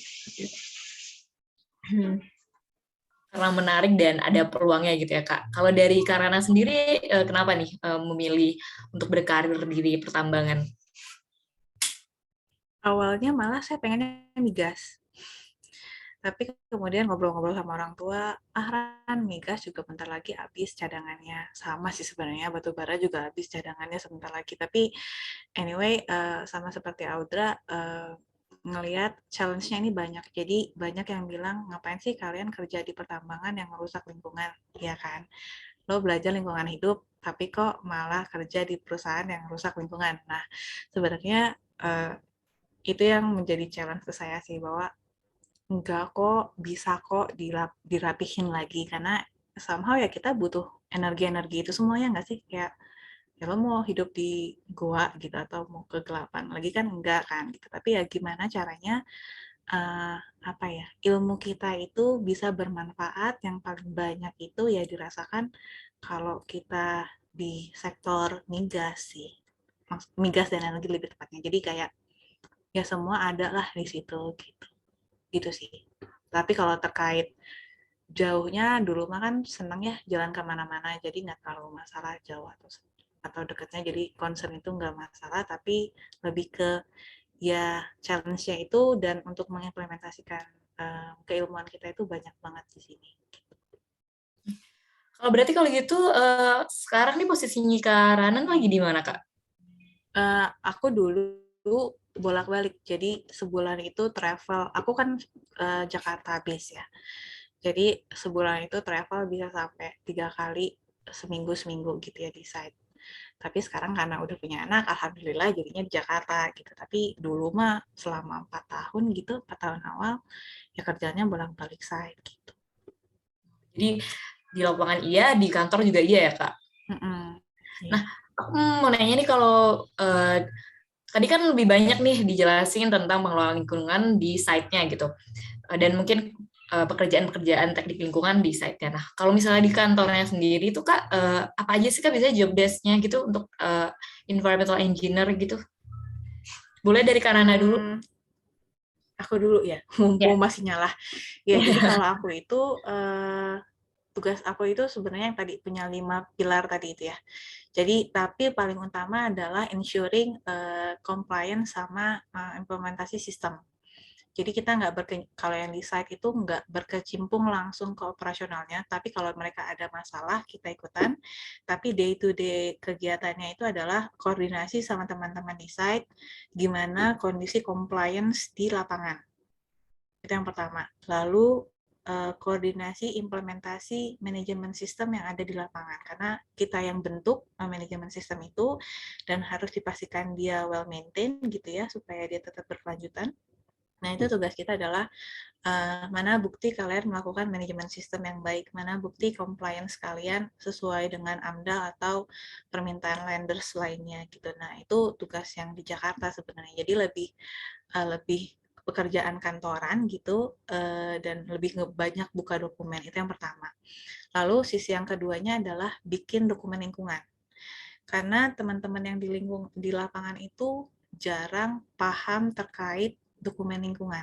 Nah, kita yang di Jakarta itu yang mengarahkan mereka butuhnya dokumen lingkungan tuh apa? Kenapa harus ada analisis dampak yang namanya AMDAL? Kenapa harus kalian melakukan monitoring sesuai AMDAL? Kalau misalkan kalian tidak melakukan ini, konsekuensinya terhadap perusahaan seperti apa? Nah, itu day-to-day tugas kita juga yang kerjain AMDAL-nya juga, lalu inovasi yang seperti FABA tadi itu, lalu sama Pertek, jangan lupa yang Permen 5 itu yang tadi saya bilang baru itu juga teman-teman di lapangan jauh banget pemahamannya tentang hal itu. Karena mereka sibuk dengan day-to-day activity yang di operation. Nah, tugas kita adalah ngingetin kalian punya peraturan baru, cara menaatinya seperti ini, ayo kita bantu biar kita bisa comply dengan peraturan itu. Kurang lebih sih gitu kalau yang sehari-hari di Jakarta. Oke, kalau dari Kak Audra nih di Pertamina nih kayak gimana, Kak? Ya, kalau di Pertamina itu sebenarnya ya mirip tadi sama yang Rana bilang ya. Justru kalau di lapangan itu nggak ada orang environmental engineer beneran yang ada di lapangan lama itu nggak ada. Jadi makanya kadang kalau misalnya kita lagi koordinasi sama lapangan itu kita justru ketemunya sama background yang non-environment. Nah, jadi kalau di lapangan itu sedikit, kalau di kantor itu ya tadi develop dokumen AMDAL, kemudian juga develop sistem, terus kita juga melakukan pekerjaan seperti perhitungan DHG ya, DHG terus bikin strategic thinking, terus bikin program banyak yang kita harus cascade. Kalau saya karena di holding ya, di subholding ya, jadi mengcascade banyak program ke seluruh regional. Nah, tapi kalau pada saat saya di ONWJ ya, itu kan punya lapangan di offshore. Nah, itu kita bangun sistem, kemudian kita kayak tadi ya misalnya nyusun pertek, terus kita melakukan modeling, misalnya mau buang air limbah terproduksi, kita modeling tuh, misalnya air limbah itu nanti oil and grease-nya tuh hilang itu setelah kedalaman berapa atau setelah terdispersi sejauh apa, kemudian juga misalnya mau buang limbah lumpur bor, kita modeling juga, kita propose perteknya juga. Nah, hal-hal yang seperti itu yang memang di lapangan itu nggak bisa, jadi kita lebih strategik. Makanya dari awal saya bilang ada basic ilmu juga di luar ilmu keilmuan lingkungan itu yang harus bisa dimiliki itu adalah ilmu manajemen dan communication skill. Bagaimana kita bisa meyakinkan orang, misalnya mereka mau buang nih, ibaratnya buang limbah lumpur bor deh di sini, tapi mereka kalau misalnya dengan sesuai aturan lingkungan kan butuh cost yang lebih, butuh treatment khusus segala macam, which is kan kalau di perusahaan semuanya ujung-ujungnya kan duit UUD kan cost. Ya gimana caranya itu kita mempersuasi mereka bahwa ini penting, bukan hanya kalau misalnya perusahaannya udah go beyond ya, udah mau go internasional, it's not about compliance only, ini juga sesuatu yang sudah harus dipikirkan dari awal. Jadi seperti itu sih pekerjaan kantoran, tapi justru lebih menantang di kantor gitu sih sebenarnya kalau sebagai environmental engineer analis. Oke, makasih Kak. Nah, ini mungkin tadi dari teman-teman ada yang nggak tahu ya, tapi Kak Rana ini juga menempuh S2 di ITB. Nah, ini mungkin banyak nih dari teman-teman HMTL yang sedang mempertimbangkan untuk melanjutkan S2 atau mungkin fast track gitu ya. Nah, kebetulan aku mau nanya nih, untuk Kak Rana, apa sih pertimbangan Kakak untuk melanjutkan S2? Kan ada anggapan nih kalau S2 biasanya fokusnya menjadi akademisi. Tapi Karana sendiri kan tadi melanjutkan karirnya langsung di sektor pertambangan gitu ya. Yang kedua pertanyaannya, apakah dengan S2 ini lebih mempermudah atau membantu gitu, terutama waktu di awal-awal meniti karir? Silakan Karana. Dulu mau S2 di TL maksudnya gitu ya?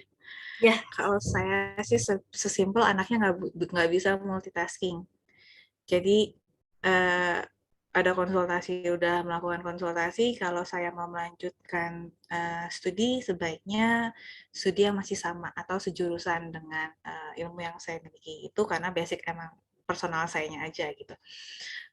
Kalau terkait kemudahan ke depannya tentu saja iya. Jadi ketika kamu nanti atau teman-teman nanti mau apply untuk mungkin nggak langsung jadi manajer atau mungkin nggak langsung jadi asisten manajer gitu. Tapi kalau misalkan masuk pada tahapan awal pun ketika kamu lihat S2-nya, S1-nya sama, oh ya pemahaman user tuh langsung, oh ya kamu emang ngerti tentang hal itu gitu. Paling nggak sebatas itu dulu ya, maksudnya di judge cover-nya itu, oh ya lo paham lah tentang hal itu gitu pertama.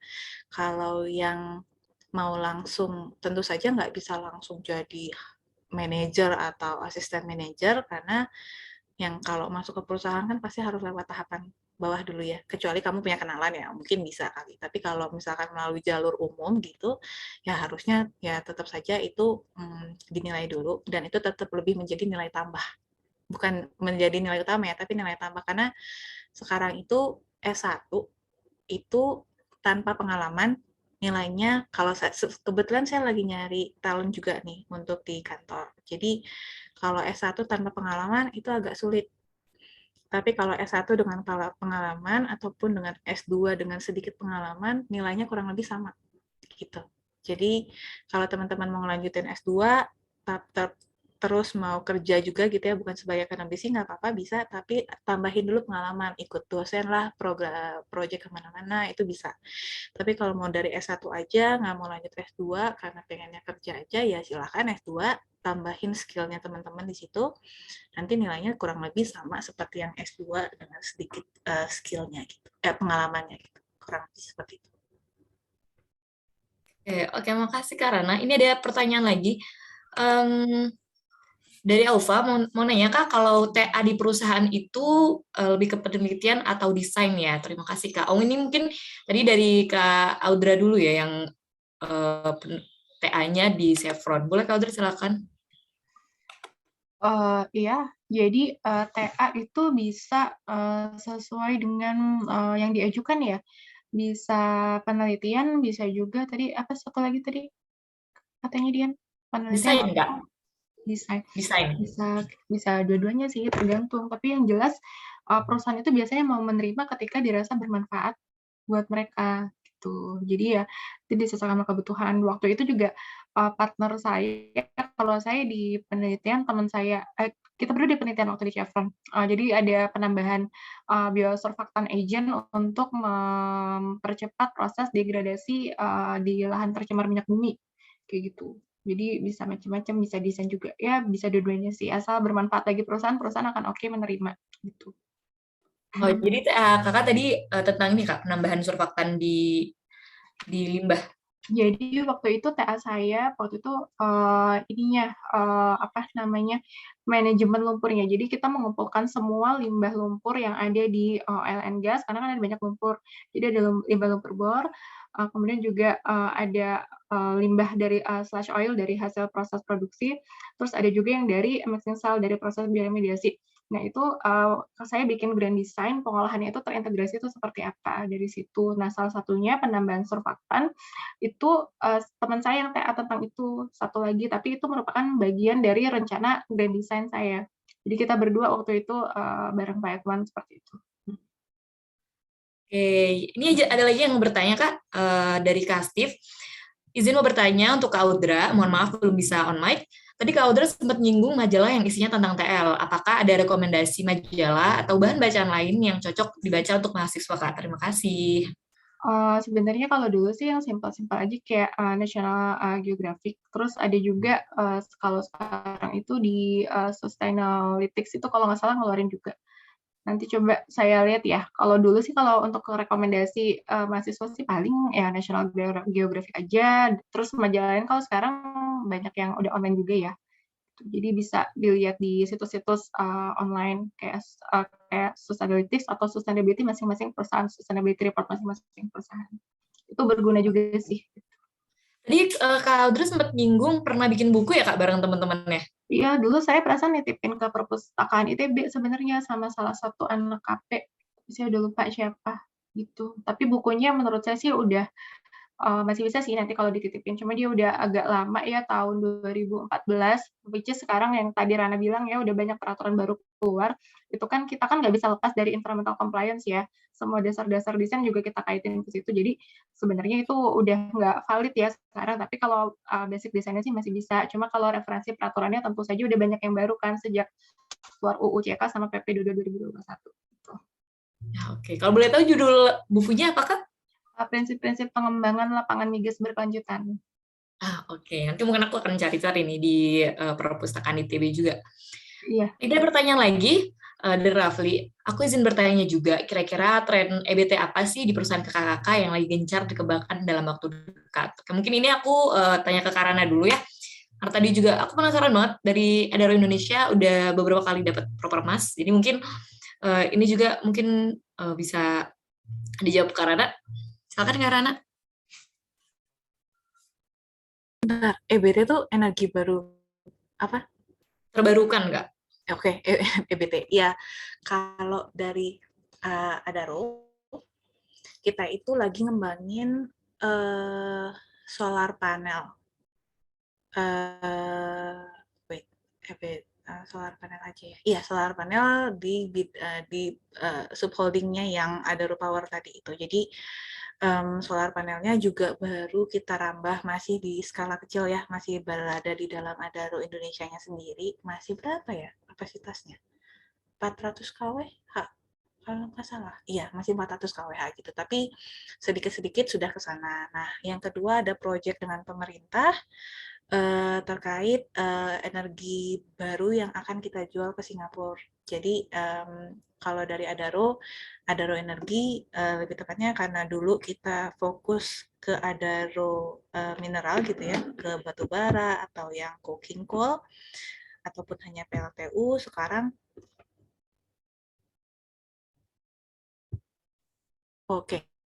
sorry. Iya, jadi yang tadi saya bilang karena dulu kita fokusnya hanya ke batu bara, coking coal atau ke PLTU, sekarang juga salah satunya ke PLTS yang apa tadi teh namanya solar panel. Nah itu juga lagi kita kembangkan. Kurang lebih gitu kalau yang untuk EBT-nya. Oke, makasih Kak. Kalau dari Pertamina gimana nih Kak Audra? Apakah ada EBT yang sedang dikembangkan? Banyak. Kalau di upstream ya, tadi di upstream itu kita juga kemarin dapat emas, 9 emas ya, 9 proper emas, 24 hijau, total peserta 41 dan 8 biru. Nah, jadi apa namanya? Memang kita lagi konsep lagi pendekatan ke itu ya bauran energi. Kan Pertamina sendiri juga mengeluarkan B30 dari industri downstream, tapi kalau di upstream-nya itu kita juga banyak menggunakan solar cell karena kan sebenarnya kita produksinya produksi migas ya. Nah, tetapi pada perjalanan produksinya itu banyak tenaga-tenaga yang digunakan sudah di-replace sama solar cell di Anjungan sendiri. Di anjungan-anjungan lepas pantai gitu sih. Nah, tapi kalau pribadi ya, saya sendiri di rumah juga udah pakai solar cell sebenarnya untuk mengurangi penggunaan listrik. Jadi saya di rumah juga udah 50-50 nih. Jadi kalau solar cell di rumah itu sekilas kita itu bisa mentransfer daya yang diperoleh dari solar cell jika tidak digunakan ke PLN gitu. Jadi kita justru supply daya ke PLN seperti itu. Jadi ya udah pakai solar cell sih Pertamina gitu. Dan sekilas ini, jadi EBT sendiri Pertamina itu kan sebenarnya awalnya yang tadi saya bilang, awalnya Pertamina kan and gas company. Sudah lama itu sejak saya lulus, sejak 2012 itu juga sudah menjadi energy company. Dari situ sebenarnya adalah proses transformasi energi. Makanya sebenarnya nanti yang akan menjadi energi hari esok itu sebenarnya ada di Pertamina Geothermal Surya Panas Bumi karena dia benar-benar ramah lingkungan. Limbahnya tuh sedikit ya, kalau di upstream kan ada lumpur bor dan lain sebagainya, ada potensi tanah terkontaminasi minyak juga, tapi kalau dari geothermal kan nggak ada ya, benar-benar clean energy. Nah, gitu sih. Aku lupa. Ya Aku Kak, lupa. silakan. Ada lagi di Adaro itu kita ada namanya pabrik biodiesel. Dia dulu kita bikin dari minyak, dicampur dari apa tuh namanya, tumbuhan jarak. Terus terkait juga dengan kewajiban ada peraturan itu kalau industri dengan penggunaan energi berapa gitu harus menggunakan B30. Jadi campuran 30%-nya dari dari bahan bakar nabati. Itu yang kedua. Lalu yang ketiga, kita juga lagi ngembangin, tapi ini mah kecil banget ya, untuk skala hanya penggunaan rumahan atau mobil operasional, tapi menggunakan minyak jelantah. Jadi minyak jelantah diproses gitu menghasilkan fuel oil buat kendaraan berat operasional sama untuk support mobil-mobil pemerintah. Kurang lebih seperti itu tambahannya. Ya, ternyata banyak ya EBT yang udah dikembangin di perusahaan-perusahaan, terutama perusahaan energi di Indonesia ini. Oke, sambil menunggu pertanyaan dari teman-teman, aku mau nanya lagi ke kedua kakak-kakak ini.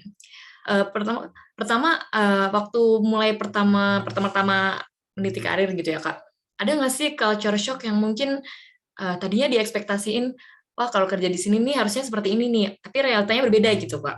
Ada nggak sih Kak yang kayak gitu? Silakan untuk ke Karana dulu mungkin. Culture shock.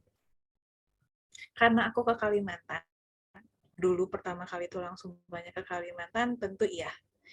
Jadi itu kita, sorry ya, ini makanya saya bilang mindset-nya harus bisa dikembangin teman-teman. Kita tuh sering satset, ngerti nggak ya satsetnya apa ya? Pengennya cepet gitu, masa gitu doang lo nggak bisa cepet sih gitu ya.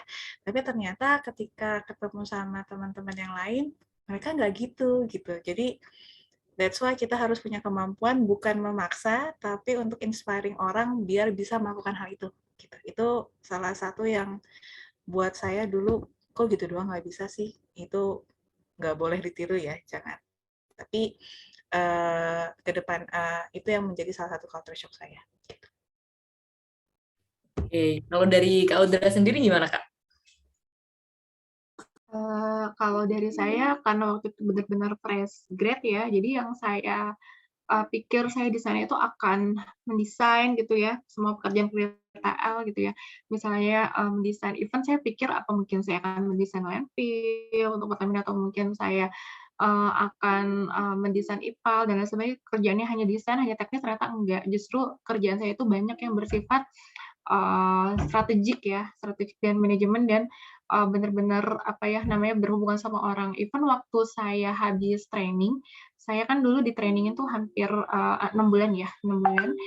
Ketika masuk sebulan pertama masuk di kantor, itu saya ingat banget tiba-tiba manajer saya ini tipenya suka nyemplungin orang gitu. Jadi anak baru dicemplungin sama dia. Jadi waktu itu waktu itu ESDM mau revisi Permen SD 45/2006 tentang pembuangan limbah lumpur bor. Nah, itu saya baru 2 minggu di situ, terus tiba-tiba dia ngide. Jadi ada asosiasi IPA namanya Indonesia Petroleum Association di sana mau presentasi ke Dirjen. Dirjen itu kan di bawah menteri ya. Dia mau presentasi ke Dirjen. Terus dia ngide, kata dia, nanti ada wakilnya saya, kebetulan nggak bisa datang, ada wakilnya saya datang akan presentasi tentang mekanisme pembuangan limbah lumpur bor di UNWJ itu seperti apa. Which is saya baru 2 minggu di situ. Baru 2 minggu saya disuruh presentasi di depan Dirjen dan di depan asosiasi itu, APA, dan di depan banyak ketiga lainnya. Ada waktu itu ada Total, segala macam. Jadi culture shock-nya di situ. Jadi kayak harus bisa ngomong kapanpun gitu ya, ready untuk presentasi anytime, bisa cepat nangkap semua yang sebenarnya menurut saya baru. Kebayangkan anak, maksudnya baru lulus di training 6 bulan 2 minggu harus presentasi di situ gitu. Cuma manajer saya bilang ya udah presentasi aja, dan itu benar-benar awal-awal ngomong itu saya benar-benar agak gemeteran dikit gitu ya. Tapi habis itu ya bisa, dan dan itu tuh presentasinya Kamis, saya masih ingat. Rabu itu saya baru dikabarin, jadi dari siang sampai malam tuh saya ngedit presentasi, terus hubungin orang drilling segala macam biar bisa present bagus lah besoknya, seenggaknya paham ya. Dari situ sih banyak culture shock ataupun yang tadi saya pikir saya akan banyak ya, sebagai engineer saya akan banyak bekerja dengan kertas gitu atau dengan software atau dengan komputer, ternyata begitu masuk saya banyak bekerja sama orang gitu, bener-bener apa ya, stakeholder engagement juga harus kuat sebagai seorang environmental analyst kayak gitu sih. Karena emang public speaking ini emang penting banget ya Kak, mau di mana pun Communication kita skill, bekerja ya. iya. Oke, teman-teman, ini masih ada waktu untuk bertanya ya, mungkin 1 atau 2 pertanyaan lagi. Jadi kalau masih ada yang mau bertanya, boleh langsung di chat aja. Nah, sambil nunggu pertanyaan nih, aku mau nanya lagi karena aku penasaran. Nah, tadi kan sempat disinggung nih, kalau dari kedua kakak ini, kalau mungkin matkul-matkul di TL nih ya pasti berguna gitu ya. Nah, tapi pasti ada aja nih skill-skill yang didapetin di luar kelas. Nah, kalau dari kakak-kakak ini, ada nggak sih Kak training dan sertifikasi yang penting banget buat diikutin gitu? Mungkin ISO atau apa gitu. Mulai dari Kak Audra dulu. Oh iya, ini pertanyaan yang sering ditanyain ya sama anak-anak AP.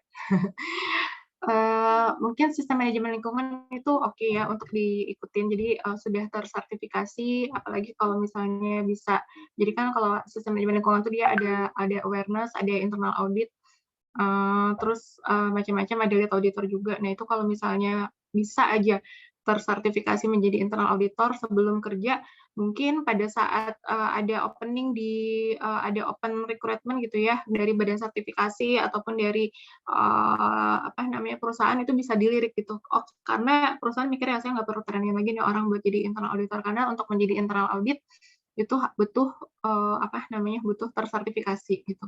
Bisa training itu, kalau misalnya bisa training AMDAL tipe A, tipe AMDAL juga ya boleh gitu. Terus juga karena saya jujur nih, saya tuh di-trainingin semuanya dari perusahaan. Mungkin karena saya trainee ya, jadi waktu itu saya tuh di-trainingin lengkap dari 6 bulan itu saya dikasih training dari dalam dan dari luar. Jadi begitu datang tuh saya paket komplit. Jadi begitu ditanya di luar apa, bagi saya itu kalau misalnya teman-teman dari fresh grade langsung masuk kayak saya, itu nggak perlu training. Tapi kalau misalnya ngejarnya training yang lain-lain, ya paling itu SML, training pengelolaan air bersih juga enggak. Ya udah jaga aja deh IP-nya, kalau bisa di atas 3. Karena sekarang screening-nya bukan 2,75 lagi. Screening awal itu 3 gitu. Jadi itu aja deh, karena kalau saya ngobrol-ngobrol sama orang HC juga jarang juga yang ngelihat dia udah pernah training apa gitu. Kalau untuk manajemen trainee ya. Tapi kalau untuk direct hire ya biasanya juga nyari yang kata Rana tadi, minimal punya pengalaman-pengalaman lah gitu. Jadi kalau training ya paling saya saranin SML biar teman-teman boleh nambah skill, tapi kalau bisa nambah skillnya dari experience gitu. Itu yang biasanya dilihat kalau ada perusahaan yang mau cari orang yang ready to work kayak gitu sih. Oke, kalau dari Kak Rana sendiri Kak, kalau di pertambangan mungkin ada tambahan nih training sertifikasi apa yang penting gitu? Kalau di tambang, salah satu yang pentingnya AK3 umum, ahli kesehatan keselamatan. Satu lagi apa? Itu namanya pokoknya ada umumnya. Nah, itu biasanya dicari kalau udah punya AK3 umum, dia ada nilai tambah. Jadi kita nggak perlu nyari lagi. Terus yang tadi SML perlu, tapi sebenarnya kalau maksudnya fresh grad gitu atau experience yang baru 2 tahun, kita kalau di saya ini lagi nggak nyari yang udah certified alhamdulillah nambah nilai tambah, tapi kalau misalkan paling tidak punya pengalaman untuk melakukan internal auditor gitu, auditing, itu udah cukup. Jadi SML dan auditing itu juga cukup sih. Sama ketiga umum kalau pertambangan khusus. Oke. Karena ini waktunya udah mepet banget, udah jam 3. Jadi untuk sesi Q&A ini akan diakhiri di sini aja. Mungkin kalau teman-teman ada yang masih penasaran, nanti boleh deh chat ke aku, nanti aku sampaikan ke Kak Rana dan Kak Audra. Nah, terima kasih banget. Sekali lagi aku berterima kasih kepada Kak Rana dan Kak Audra yang sudah meluangkan waktu untuk mengobrol dan memberikan pengalaman dan insight yang keren-keren banget gitu ya. Aku jadi lebih ngerti tentang pengelolaan lingkungan di tambang dan migas gitu. Nah, sebagai bentuk rasa terima kasih kami, ada sedikit pemberian sertifikat dari HMTL untuk kedua pembicara. Boleh operator dibantu untuk share screen sertifikat dan dokumentasi? Teman-teman jangan pada pulang dulu ya, kita ada sesi dokumentasi. Oke, yang pertama dari Kak Audra dulu. Dari operator boleh langsung dihitung aja di foto. Bentar ya, Kak. Oke.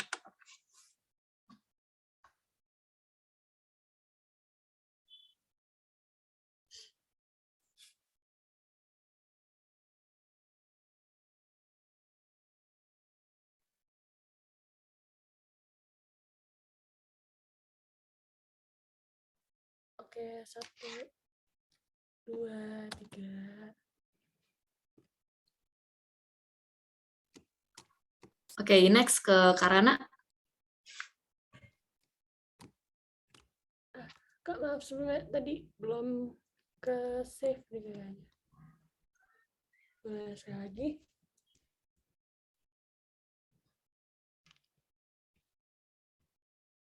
Satu, dua, tiga.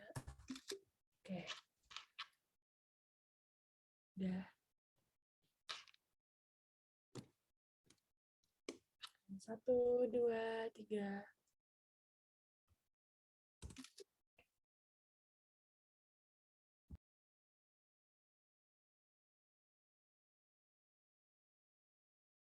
Oke, udah. Oke, sekarang dokumentasi bareng teman-teman. Kalau ada yang bisa on cam, silakan on cam.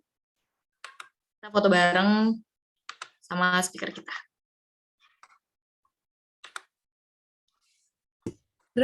Dulu kita ada keprofesian gini nggak sih di Ampel? Kayaknya nggak ada ya. Ya, sebenarnya ini Ini dari baru ya. divisi baru, Kak. Divisi Environmental Workshop baru di tahun ini ya, sepertinya Kak Werner. Atau di tahun lalu ada ya, Kak? Ini Kak Werner ketua himpunannya nih. Dulu nggak ada ya, Dra ya? Ada keprofesian sih, Yoyo, keprofesian dulu kan. Tapi maksudnya nggak ada yang kayak apa sih ini namanya? Sharing session gitu ya. Bincang-bincang begini. Heeh. Iya sih. Belum ada, ini baru ya kayaknya. Iya. Ya, oke. Mana nih? Liva boleh dihitung, Liva? Kita foto bersama. Sama-sama.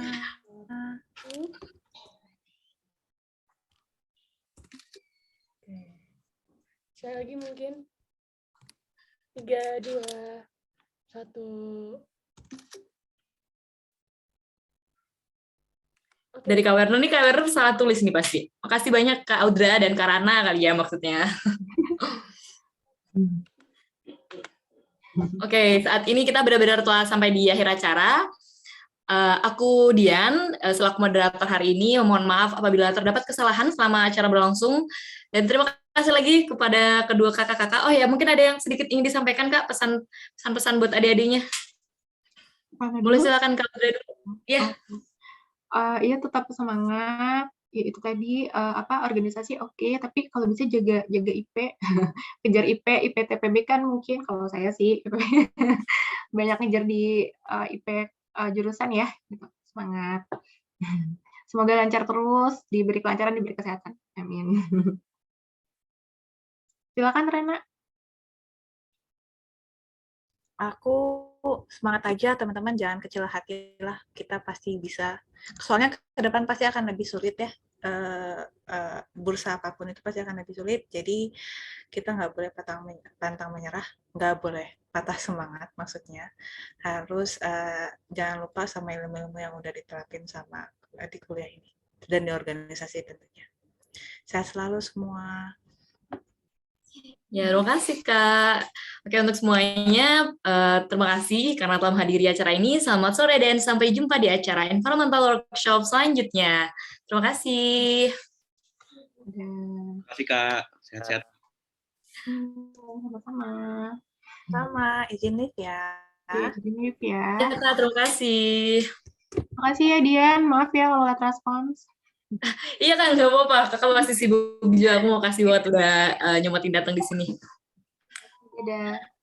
Iya Kak. Dian, makasih banyak. Gokil. Dian, makasih banyak di hebat-hebat, keren. Tadi aku Bener, satu aku lupa feedback sumpah. Ya udah nanti kita chat aja lah ya. nanti kita PCA feedback ya. Gila, insightful. Suara aku kedengeran nggak sih? Halo? Kedengeran nggak kedengeran? Oh ya. Nggak apa-apa, feedback nanti kita PC aja. Di, makasih banget. Aku tadi nggak nyangka si materinya beyond expectation karena Ya, aku juga kaget, Kak. iya, mungkin kamu bagus nyampein tornya, soalnya tadi kan dia sampai ngejelasin si plan-nya gitu ya, kayak urutannya ada water treatment plan, ada flow collection ini itu, semoga bisa kepake untuk adik-adik di bawah ketika mereka mau nentuin KP gitu, seenggaknya kayak, oh kerjaan PFK RPB ini ada di KP gue, gitu. Seenggaknya kepikiran itu. Makasih banyak ya dia. Ya kayaknya kakaknya juga ini deh emang pembimbing KP mungkin jadi lebih ya ngerti gitu ya kali ya. Dia kebutuhan aware kita. kali ya. Iya kan, Kak Isa kan sama si Kak Audra ya tadi ya? Iya, Kak Audra. Gitu. Oh ya Kak Abel, mungkin dari bingkisannya kemarin juga mau dibarengin ya Kak? Atau udah dua-duanya? Nanti aku Iya, tanyain iya. lagi ininya. Jujur li, bingkisan kemarin